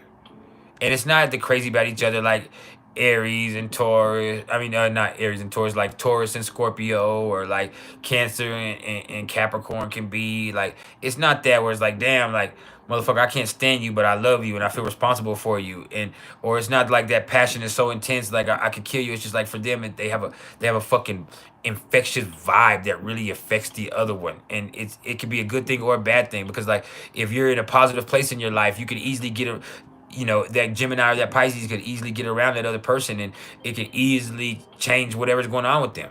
Like, especially when you look at it with the sun square to sun, like you see they're so creative in those expressions. And so with the way that they are, when they get around each other, it's like, man, I was doing good until I saw my motherfucking partner. They saw their motherfucking partner, they see their, and then it's like, man, now we done fucked around. Now we've been on drugs for 3 days. Now we messed up our other relationships that we had. Now we're together. Now we got kids. Now, like, damn, what the fuck? Like, this is not fucking healthy. We like, and so there's eventually like this realization that they have to have some type of guide in between them. They have to have some type of buffer in between them. And so there comes with that. And then another example that I could have of that is Venus in Pisces square Venus in Gemini. See, Venus in Gemini and Venus in Pisces, there's this thing where Venus in Gemini just wants to vibe. Venus in Pisces wants unconditional love. And so they get with this person who's just looking, you know, they don't want bored, and they're just looking for that vibe that's and Pisces has this ethereal vibe, so it starts to mesh.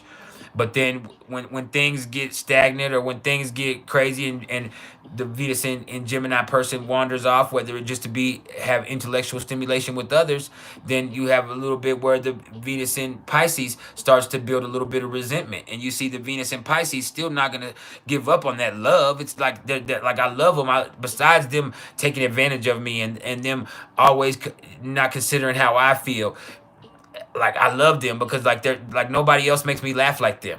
Nobody else and so there's just something about that person that Venus and Pisces like feel so strongly about, and that makes them love them unconditionally. There's one of those beautiful eccentricities that come with Venus and Gemini people, like whether it be their intelligence, whether it be their conversation, like nobody talks to them in such a way that makes them feel like that. Whether it be one of their creative skills that they have, there's so much that a person could love about them, but that person with Venus and Gemini understands that, and a lot of the times they know that's what people are attracted to, so they exploit that in their own way. And it's not that they're out to hurt your feelings. It's just like that's just kind of their expression, is like, hey, I'm here for the vibe. I'm here. I'm having a good time. But if it gets boring or gets stagnant, I might have to dip out for a second and reconnect or recollect. And so the Venus and Pisces person ends up feeling victimized in that situation. But other than that, they really have a good vibe with you. Like there's an unconditional love. Like they can really get. But the Venus and Pisces person is more dedicated to the relationship, and the Venus and Gemini is more about not the experience as a Venus and Sagittarius, but the stimulation of it all, and the game that they get, what they can get away with, and the stuff that they can do, and that's the problem is Venus and Pisces will let them get away with a lot. Venus and Pisces will let them get away with more than else. They'll look like a straight fool, and Venus and Gemini will just keep like, okay, you let me do that, I'm gonna keep doing it. You get what you allow, and then like you're gonna keep doing it. And they love them to death, but for them now, with Venus and Gemini, it's become something else. There's become this dynamic where it's like. You, I'm now liking what you're letting me get away with. Like that, I'm like this other game is now becoming something else. And so that that mutable madness, that blessed toxicity, the fact that they could be all over the place, but they have more fun than anybody else. You know, the fact that sometimes it feels like, man, this should have never been permanent, but it is. Because now the way I feel about you won't go away, or now we have soul ties to each other. Like there's something that comes with that energy all the time with Gemini and Pisces that makes them number 2 on the list of the PrIcElEs top 5 sexiest squares in synastry. Are y'all following me? Let's go to number 1.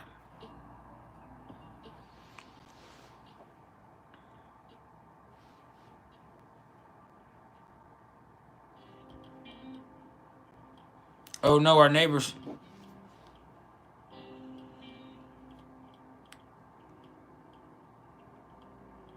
Sorry, my Ring camera went off.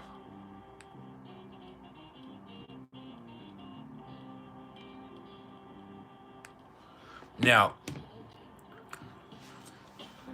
let's get to number 1. All right. Does anybody want to guess what number 1 is while we're here? Does anybody in the live comment section want to guess what number 1 is in the chat? I'll give you half price on the reading yourself if you get it.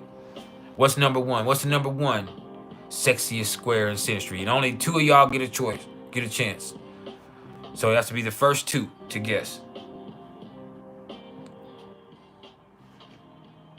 Cap Aries, no.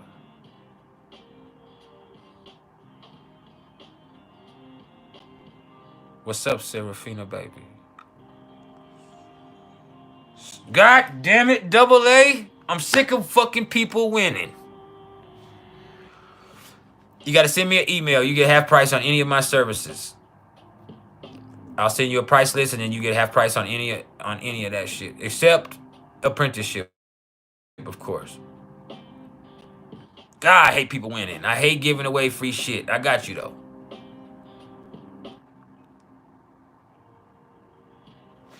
Motherfucker.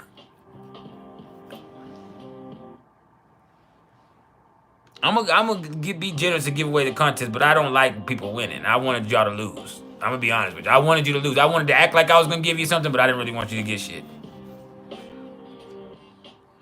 But yeah. Venus and Virgo, I don't know if that's squared to Venus and Aries. I would have to see the degrees. That's an in conjunction or a quincux. Now, number 1 on the list of the price list.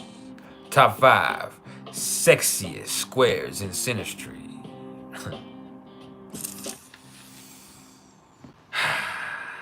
This is Scorpio and Aquarius. You know, Scorpio and Aquarius, it can get weird. Like, that's kinkiness. That's a dangerous game of catch and release. Let me move this microphone a little bit. Let me take my mic stand down. Put it down here. My bad. This is a dangerous game of catch and release. You see, this is where it gets dark and weird. It gets frustrating. It can be toxic and painful, or it can be revealing and life-changing.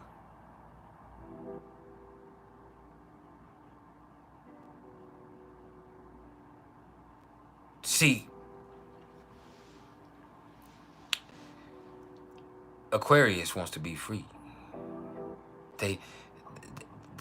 But they're so different, and they do things differently than everybody else. So what happens is and they have integrity in the energetic prominence. And so Scorpio finds this vibe that's just so different than everything else. And that's what they want, is something that's different, something that nobody else has ever had. That's what they want. And the problem is, Scorpio wants nobody to ever have it again once they've had it. Like, no, that's mine. But no, you can't possess what Aquarius is. As soon as you do that, Aquarius pushes back. This is a fixed square.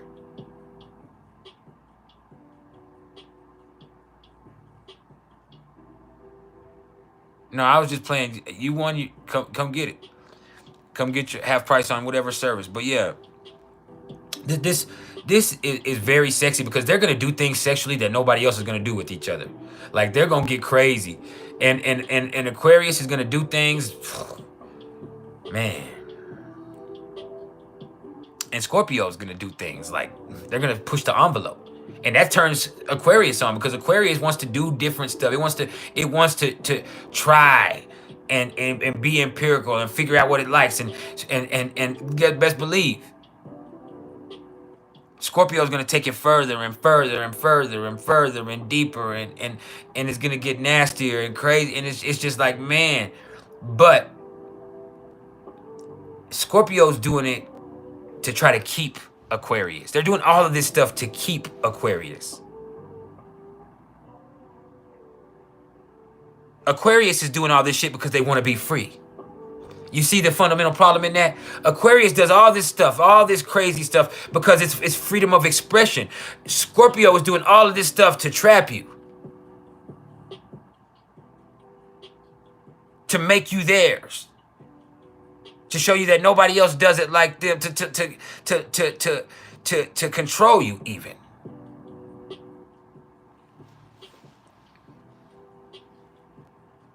See, let's look at Venus in Scorpio square to Mars in Aquarius. See,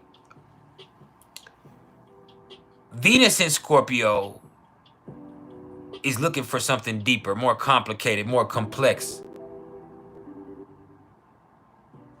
And it thinks it finds that because Mars in Aquarius is so different. Mars in Aquarius' whole way of expressing its energy is going to be different than everything Venus in Aquarius has ever had. And Venus in Scorpio has ever had, pardon me. And then Mars in Aquarius, as far as sexually, is going to be very dynamic in its own way, because Mars in Aquarius is going to be someone who wants to do,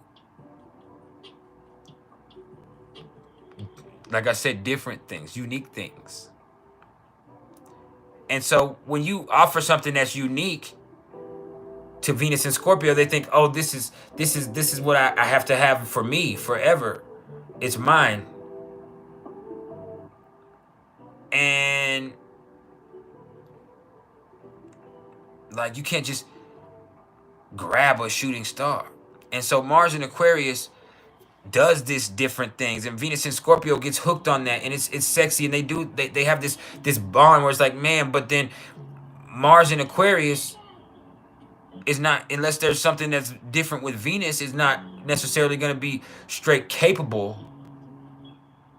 And I've seen people who have Mars in Aquarius and Venus in Scorpio, so it's very different and dynamic. And they're, a matter of fact, they themselves are. I know them to be bisexual just from that right off the rip. They're very, they themselves have a taste that is about freedom of expression and wanting to be with whatever they want to be with. It's not like they have a specific style or taste. They like different stuff. You just might be on the menu. But that's beside the fact. When you see this with two people, as far as in a relationship, synastry wise, you see the Venus and Scorpio person want, like I said, they want something that's different that they can own. And Mars and Aquarius just does things differently because that's their freedom of movement. Now, if you look at something like Black Moon Lilith square Black Moon Lilith,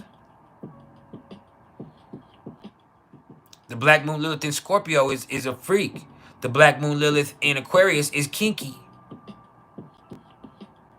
So that right there is awesome sexually. But for a relationship, the Black Moon Lilith in Scorpio doesn't trust. The Black Moon Lilith in Scorpio doesn't trust.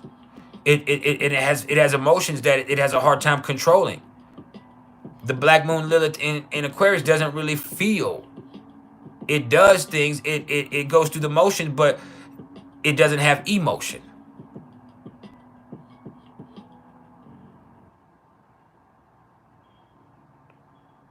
If you look at Mars in Aquarius square Pluto in Scorpio, even, that's where it gets dangerous.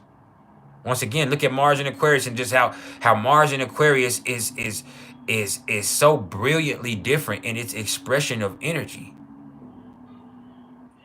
But Pluto in Scorpio is so intense and possessive and controlling. So you have this energy that's so different, and you have this thing that wants to have something that nobody else has.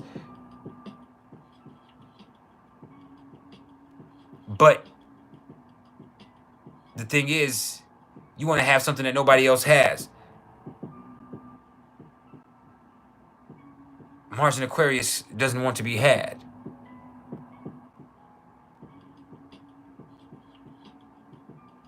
And there presents the conundrum.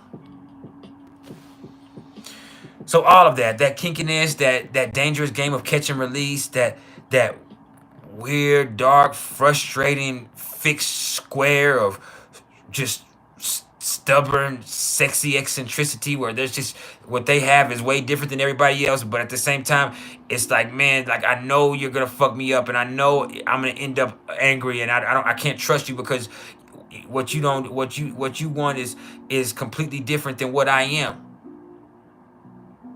But I have to have it. All of that is why Scorpio and Aquarius are number one on the list of the PrIcElEs top 5 sexiest squares in synastry. So number 5 was Taurus and Leo, because that's two people who can really appreciate and value their relationship, and they can be proud of what they're building. You know, they can be entertaining and hedonistic and extravagant, and they can wallow in sexy gluttony, or they can get stuck in stubborn displays of arrogant ignorance. And they can also be fake as fuck. They can have a lot of fun, but they can be fake as fuck. They can they can be the it couple though. So that's number 5. Number 4 was Capricorn and Libra, because that's a power couple, or that's the powerhouse and the trophy. You know, that's something that looks good and is built to last, but there can definitely be a lack of sincerity or emotion. And sexually, it's a beautifully cardinal mix of discipline and desperate control and manipulative submission, or assertive cooperation. And that's sexy. We looked at the Sun square Sun and the Venus square Saturn aspect of that. Number 3 was Aries and Cancer, because that's passionate and volatile. That's impulse and emotion. That's sex and war, and nobody wins in the end. And those two have a chemistry like no other sexually. But their feelings that get in the way end up as hard lessons learned. And that shit right there could either build bonds or it can create resentment. And we talked about the sun square sun of that and the ascendant square moon aspect. And then after that, number 2 was Gemini and Pisces. Because that's mutable madness. That's blessed toxicity. That's energy that's all over the place. But those people have fun. Those are people who can get addicted to each other's vibe. It's like sometimes they know this should only be a moment in time between us, but like now we have ties that are meant to last forever. We talked about the sun square sun and Venus square Venus aspect with them. And then number 1 on the list of the PrIcElEs top 5 sexiest squares in synastry was Scorpio and Aquarius. And that's kinkiness, and that's a dangerous game of catch and release. That's where it gets dark and weird and fucking frustrating. That's where it's toxic and painful and revealing and life-changing. What the fuck?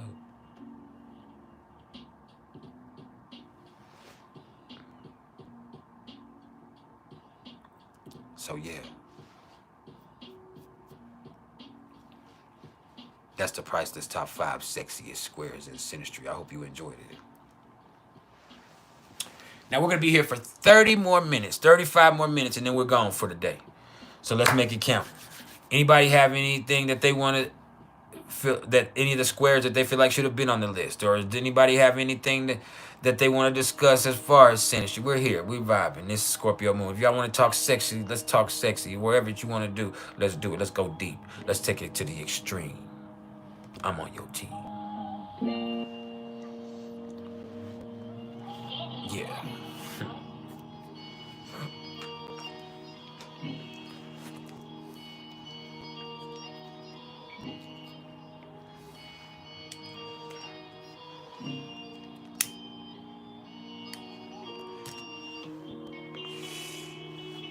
Straight like that, baby. This is an astrology vibe session. TGS1. If it ain't for you, we will see you later. If it is for you, you're welcome to maintain it. Oh, let me help you. It ain't for you. You came in to troll. You should play with your mama. Not me.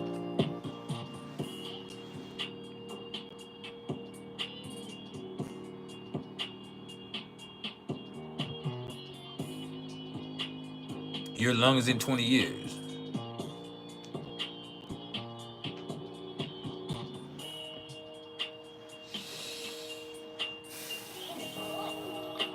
Gotta find you somebody to play with, bro.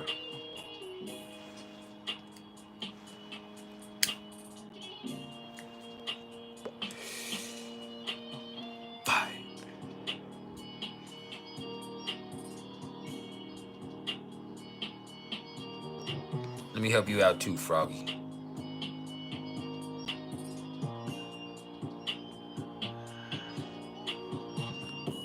Anybody else?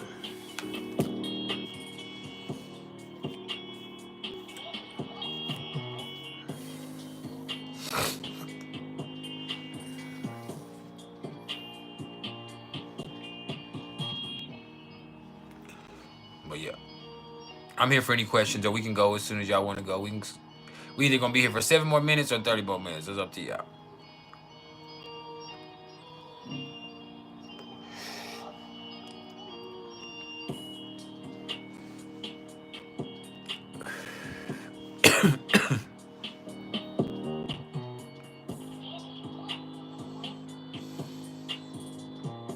What about Capricorn and Aries?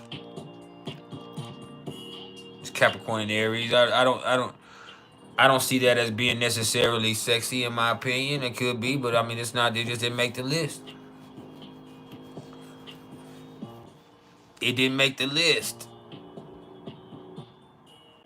It could, but that ends up being abusive. Ultimately, a lot of the time, Capricorn wants control, and Aries is assertive. A lot of times that's something that ends up being a problem.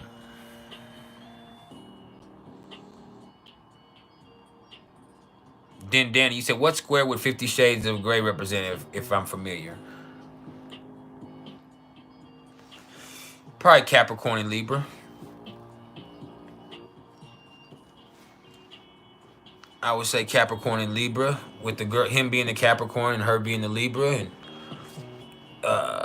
just that element of control, and her wanting that relationship and that bond, and him wanting control, and him wanting what it allowed him to have.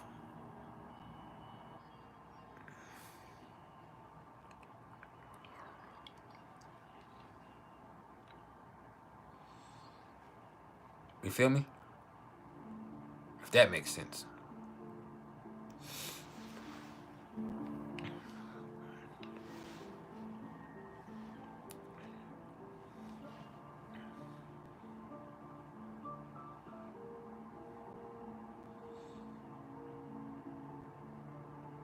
Hey, it's my pleasure. Tina Clermer, you said you're Scorpio's Taurus husband, but Pluto conjunct his Virgo moon. God damn. Pluto is conjunct his Virgo moon? Who got Pluto in Virgo? Both of y'all got Pluto in Virgo?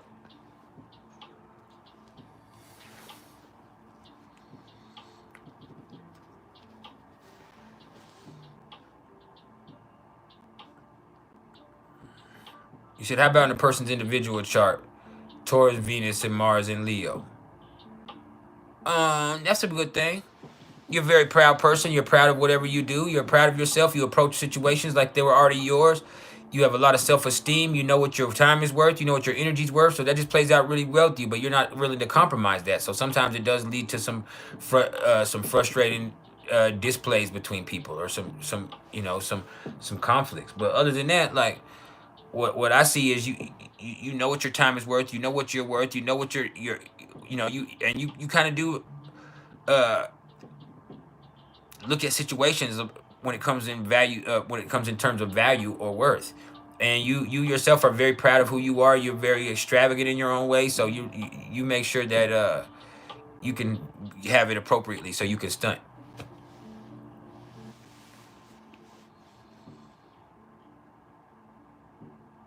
So yeah, hold on, we got somebody coming in trying to troll. Yeah, Keith James, fuck the police, right?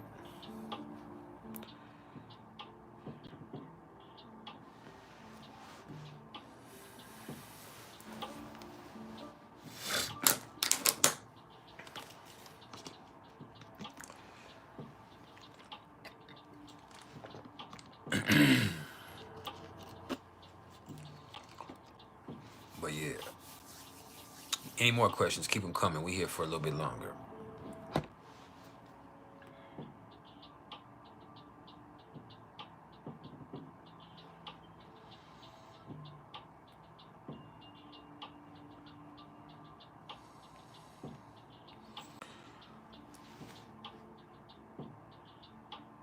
God damn, history 764. Y'all coming in on some straight bullshit. What does Eros in Cancer mean? You like emotional bonds. You turned on by Cancers too. Cancers turn you on. You got Eros in Cancer. You got all that motherfucking Jupiter and Pisces. Look at you. I will let you make it though. But yeah.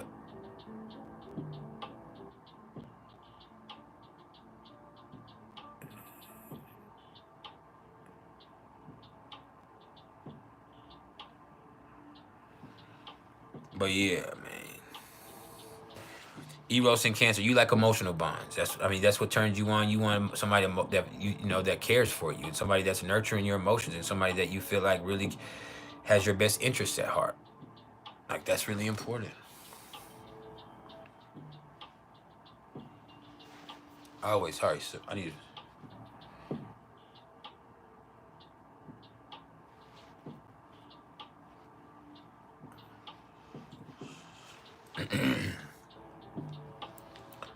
And I dig it. I dig it. I dig it.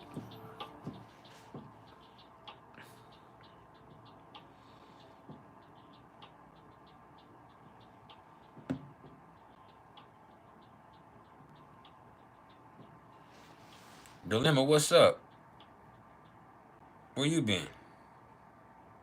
History, you gonna have to translate that into English. I don't know what you say. Eris and Aries. I mean, you have a very combative energy, inside of you. If you feel wronged, there's something inside you that has a lot of fight.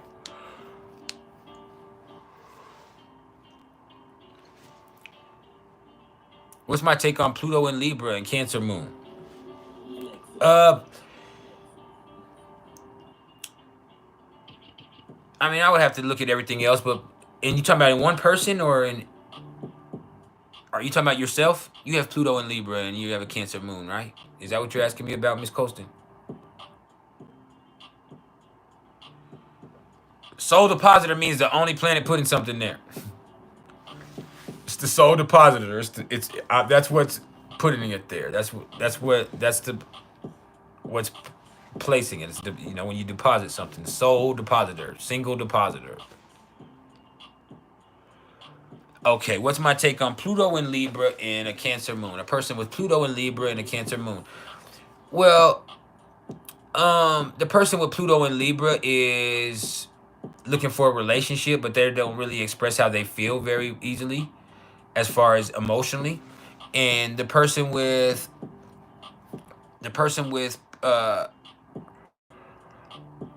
Cancer Moon expresses their emotions really well, but they are not necessarily privy to what it is that Pluto is trying to do. So that Pluto person is can easily, you know, oh shit, exploit that person's emotions and gain control of them, because that's what they want, is a relationship to them, or they want somebody, but they themselves are not going to show their feelings. And so what ends up being is the Pluto in Libra person is dependent on the Cancer Moon person's emotions to give them a barometer within their relationship. And I don't know what bidet alert is. What's up, Jeremiah Fisher? You talking about Blackie?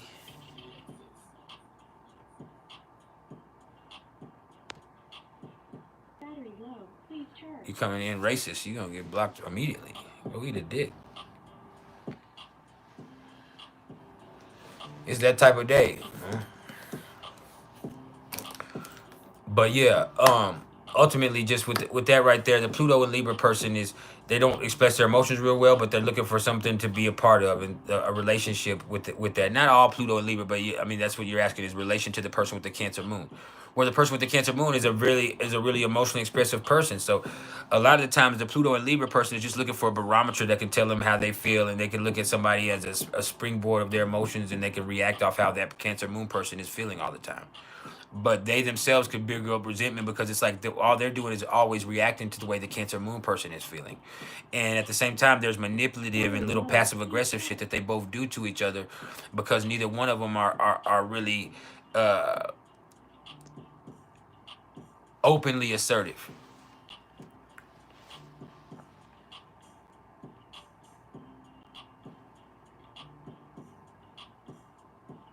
Truck gang, I have done some hunting in my life. I absolutely have. I'm from the South, so I've done some hunting in my days.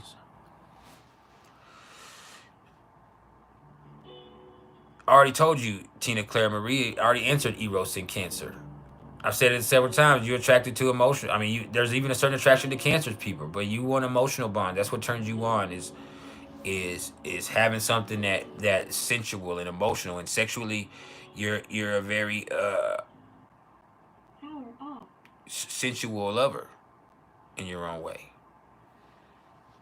Slow, easygoing, sensual, nurturing. All of that shit. But it also just means that you want emotional, but you like to say I love you and shit. You might even say I love you when you don't mean it sometimes sexually, just because that's the feeling that you get sexually with Eros and Cancer. Alana, I already did the top 5. You got to rewind it, baby. I'm not recapping. I recapped it twice already. You got to rewind it. That gives you all the more reason to watch the video. You said, what's my biggest whitetail buck score? I've never shot a whitetail. I've tried. I've shot turkey. I've went hog hunting several times, and you know, shot lots of wild hogs. And when we used to do that, and then of course fishing, but I don't hunt anymore. But there was a time that we did. What's up, Fantasy Flower Child?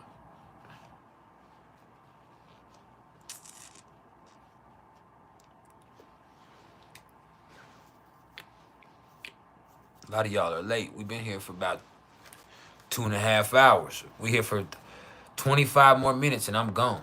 For real today. I have to set boundaries. 25 more minutes, and I'm out.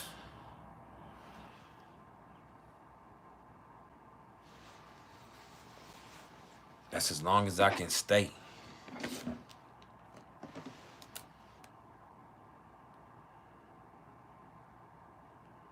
I will be back next week at some point.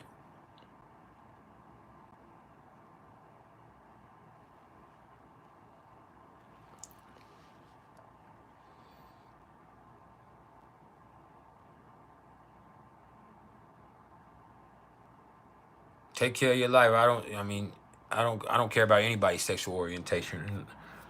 I don't know why you trying to play about minds, making little slick comments, shit. Cause anybody here is a part of this community. We're part of the Vibe Tribe. This is a community in itself that is free from worry about sexual orientation. So you're welcome to be a part of this. We don't give a fuck about that sexual shit.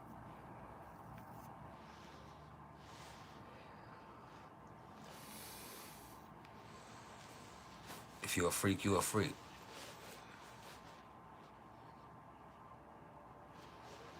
Everybody coming in trolling today, and I get it. I ain't upset about it.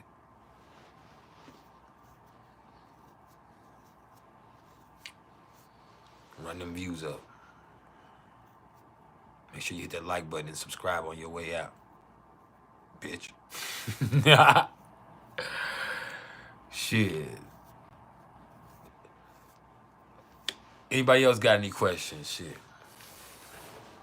We keeping it all the way gangster.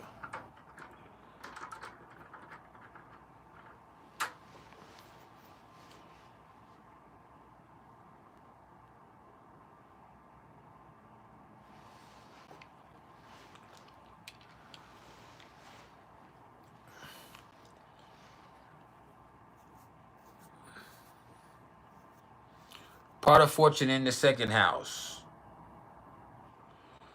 Pisces. Can you sing? You need to be singing. You need to be singing. Doing music somehow. Painting. Some type of divine artistic expression. You make a lot of money. But music especially. With the second house with Pisces. Third house too.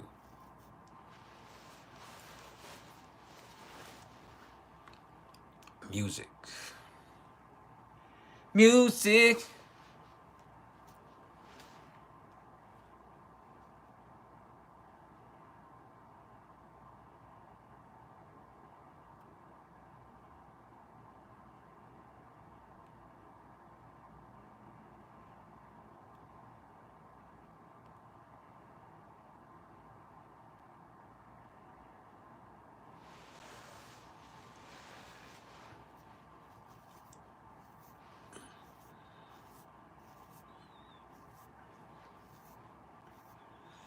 We can sit here and vibe all day.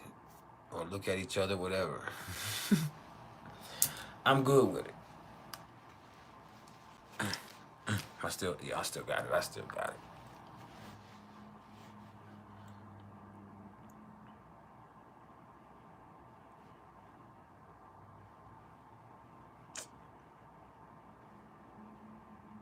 Eros trine Mars in the natal chart. I mean, there's no conflict between what turns you on and your sexual energy. Like what turns you on is like perfect. Is actually the perfect expression for the sexual energy that you have with that trine. So, once you get into what you're into, like it just plays out naturally and beautifully for you. So, it's kind of like that.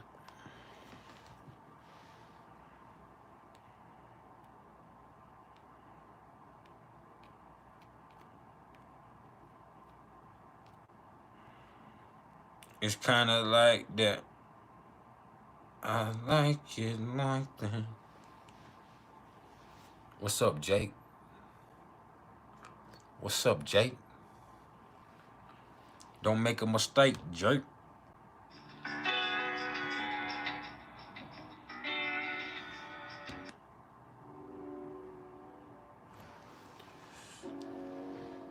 How's everybody doing?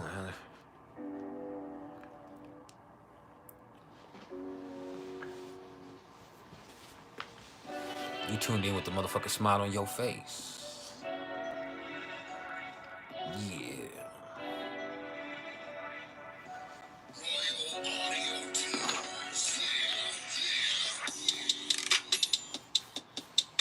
Back.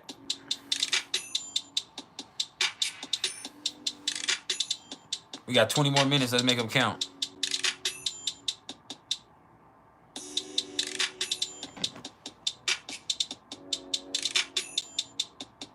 I'm trying to come back up like a chime boost.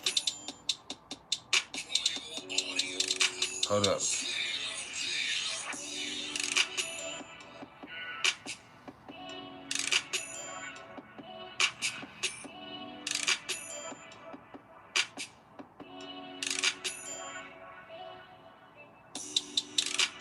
I got you, Dame Loves, by the way. Zujurian, let me help you out. Get that fucking nonsense out of here. We don't even play like that, dog.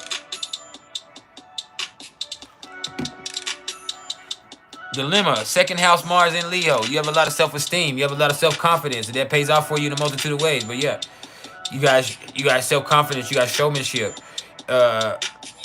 You're just somebody who carries yourself with a lot of dignity and pride. You have pride in your appearance. You have pride in how much your self-worth is expressed. You have pride in whatever you create. So because of that, like, you attract a lot of beautiful and positive and expensive things into your life. You feel valuable. Dilemma.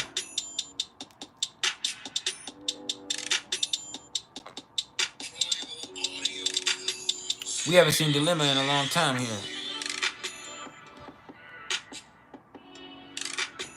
Damn, something wrong with my motherfucking signal.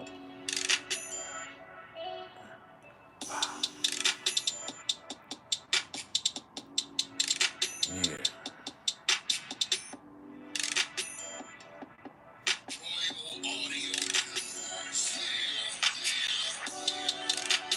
Shout out to Royal Audio Tunes too. They made this beat right here.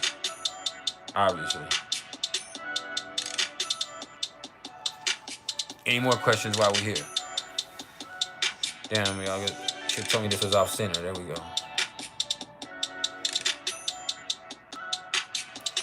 You should have told me. You should have told me, baby.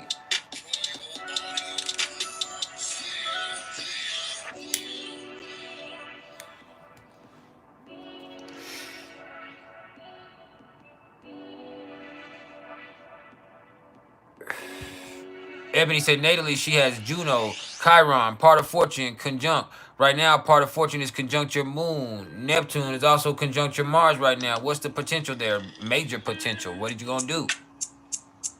Potential is to make a lot of fucking money. But you gotta take your feelings and put them into action. Take how you feel and do something with them.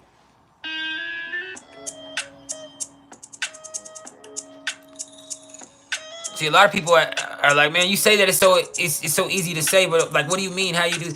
Man, you gotta transmute.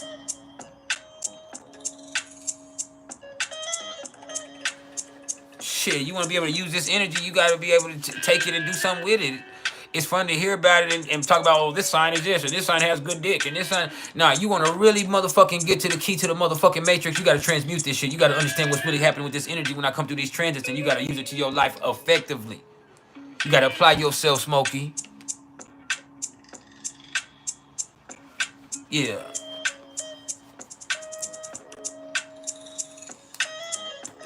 That's the key.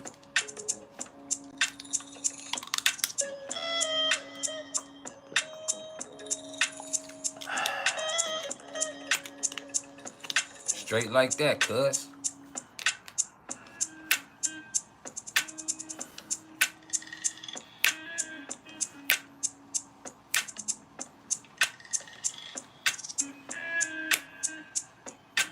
Yo. There's awesome potential there. What you gonna do with it? Palace in Aquarius. Square Uranus in Taurus. Oh, not Uranus. I don't know why I said Uranus in Taurus. But Uranus in the 10th house. My bad, not Taurus. But Palace in Aquarius. Square Uranus in your 10th house. I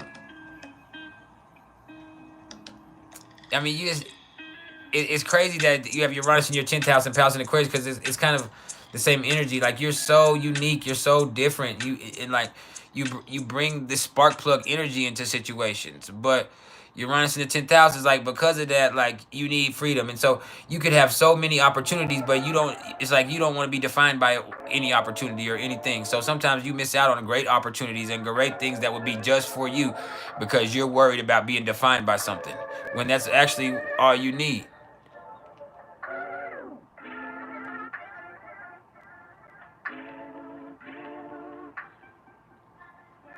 What's a hoe placement? You didn't ask me about a hoe placement.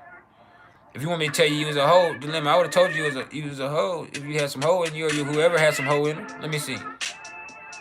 Oh, second house Mars in Leo. Yeah, you can have some hoe to you. I mean, you an attention hoe. You value attention and stuff, but you also you can have some money and you can be valued and creative and all that shit. Like, you have a lot of self esteem. When you have a lot of self esteem, you attract a lot of motherfuckers. Swag is motherfucking attractive, ain't it? So it could be a whole placement, but it could just be a lot of swag. I got a lot of swag. I just have so much else to let it drag. You feel me? But I get it. I get it, dog. We understand each other. We here.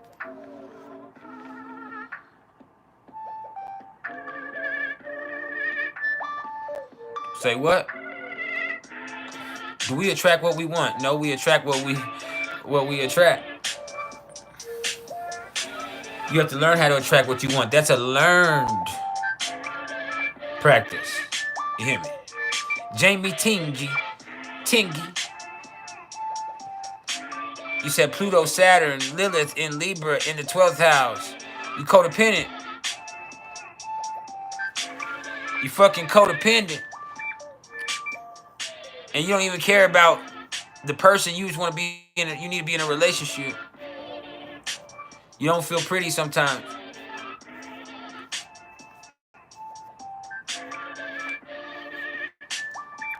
But you're beautiful. But only you can believe it. Like, so many people can tell you, but only you can believe it.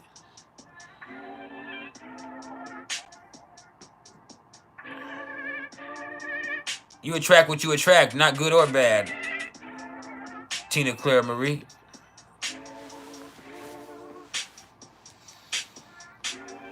Not good or bad.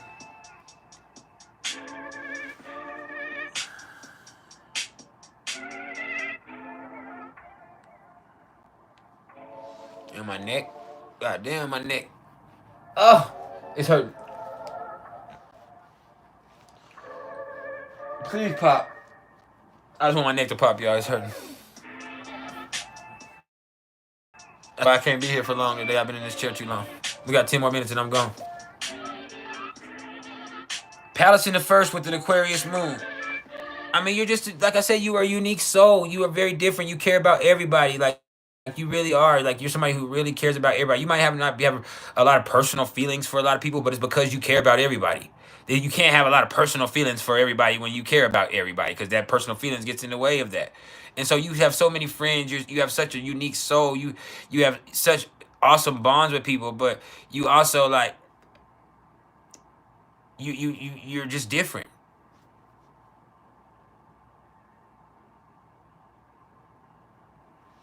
Just different. Not everybody's like that.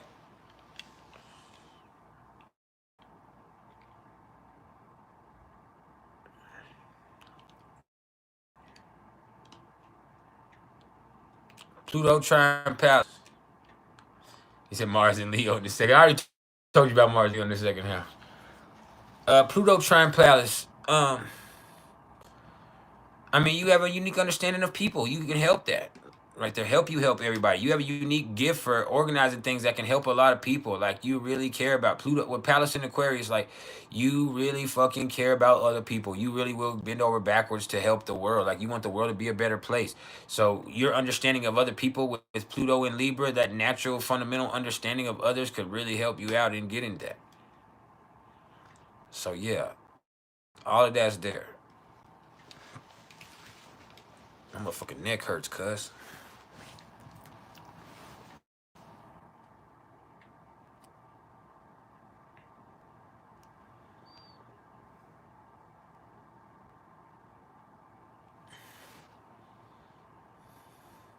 I can dig it, but my motherfucking neck hurts, cuz. Ugh. Yeah, I know. I'm still swollen under here a little bit. I ain't just big, but I still got a little something under here. It is. Just a little something.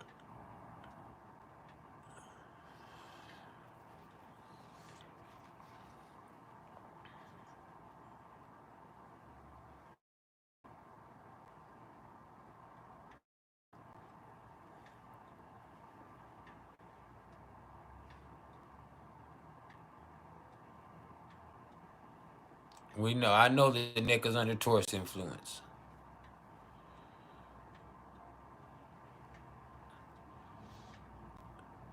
I got a swollen lymph node right there, but it's not one to be concerned about. I've been having a sore throat for some days, but just a little bit. But once I know something is there, I obsess about it.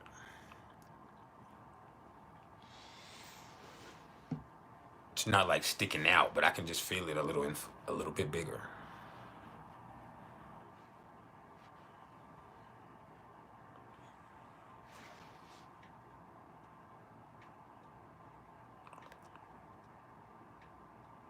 Hugs, kisses. We're about to go. We're talking about whatever. We're done. We've been here for 3 hours. Welcome, welcome. I see y'all coming in, but we're about 10 minutes from leaving. You have to rewind back. We did a top 5. We talked about the transits. We did a top 5. I've answered a few questions. We vibed a little bit. But it's about the time that I bid you farewell for the weekend. Renaissance of consciousness. I love you too.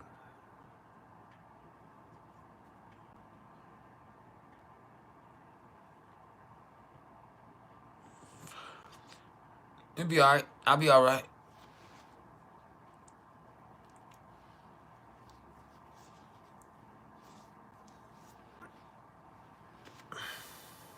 Just one of the many things I gotta monitor now, or I gotta obsess about.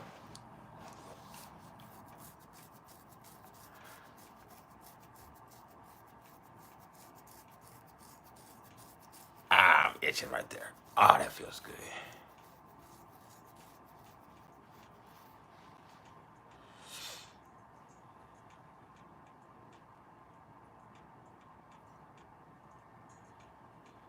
I probably need to work out some more and do something, but yeah, my throat just. I mean, for weeks, my throat keeps draining. I had to add like, so I mean, I'm gonna have to go to the doctor get some antibiotics, man. Like, but it's not like bulging out. Like, I can just feel it a little bit right there, like the size of a bean. Instead of like the size of a pea, little bitty, it's like the size of a bean, a little bit. So I know it's a little bit bigger than it should be. But that's happened sometimes. You only need to be concerned more if it's on your collarbone or if it's and I'm not saying, or if it's like hard and not moving like like your regular lymph node would be. That would be like something that has like a tumor in it or something. But it's not like that. It's just swelled up a little bit. And my throat, it's not for no reason. My throat has been hurting, and for a multitude of other stuff. I love you. I love you.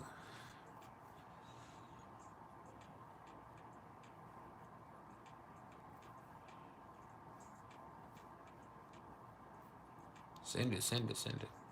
You gotta send me an email and I'll give you some information.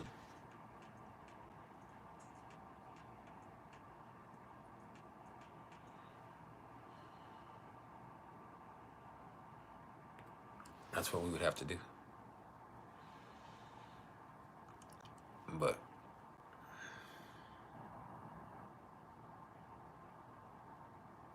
I'm about to go in there and make me some hot tea in just a second. Some tea and honey. Honey. Drink some of that down.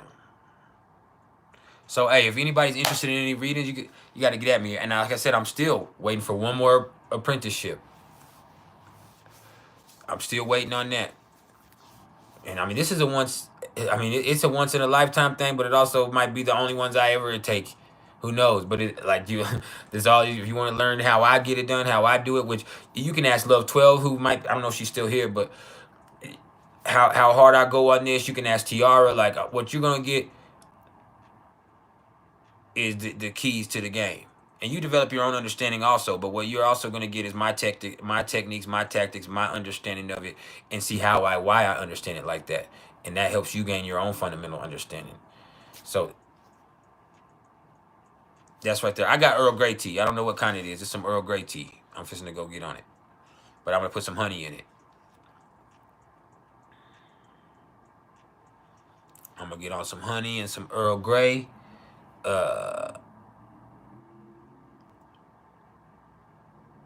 I need to do something to sweat or something. But yeah.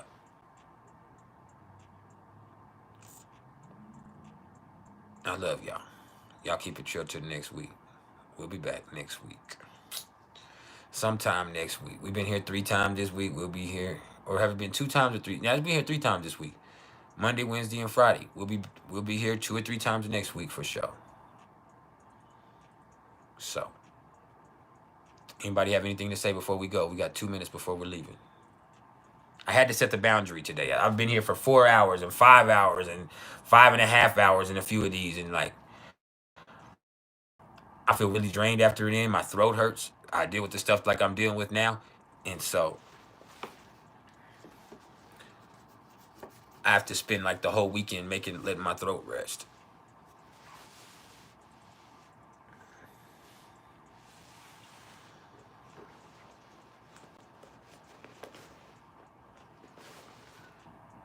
So, and I got readings to do, classes to teach.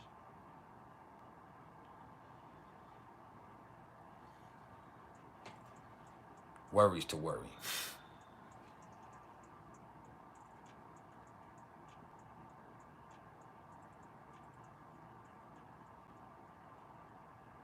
I'll definitely look into it. But yeah, right now I'm about to go get on this Earl Grey tea, get on some Earl Grey tea.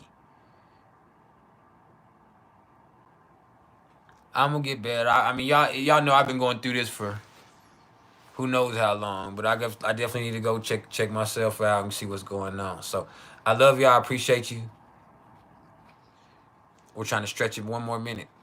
I need 1 more minute and 45 seconds so we can get to our 3-hour mark. I'll definitely see if I have some rosemary, some thyme, and some clove, and some parsley, some garlic, some ginger. The ginger will help with my stomach in case the caffeine or any of the other stuff irritates it.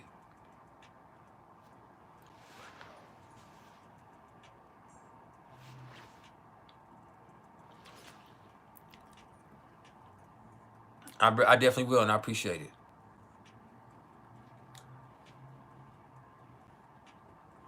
Thank you for the insight on that and the directive. Is that what it's called, right? A directive. Garlic and onion and turmeric.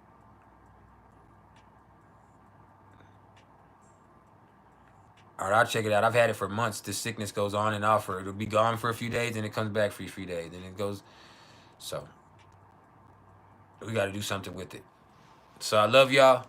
I appreciate your love and support. I'll catch y'all next time. We out.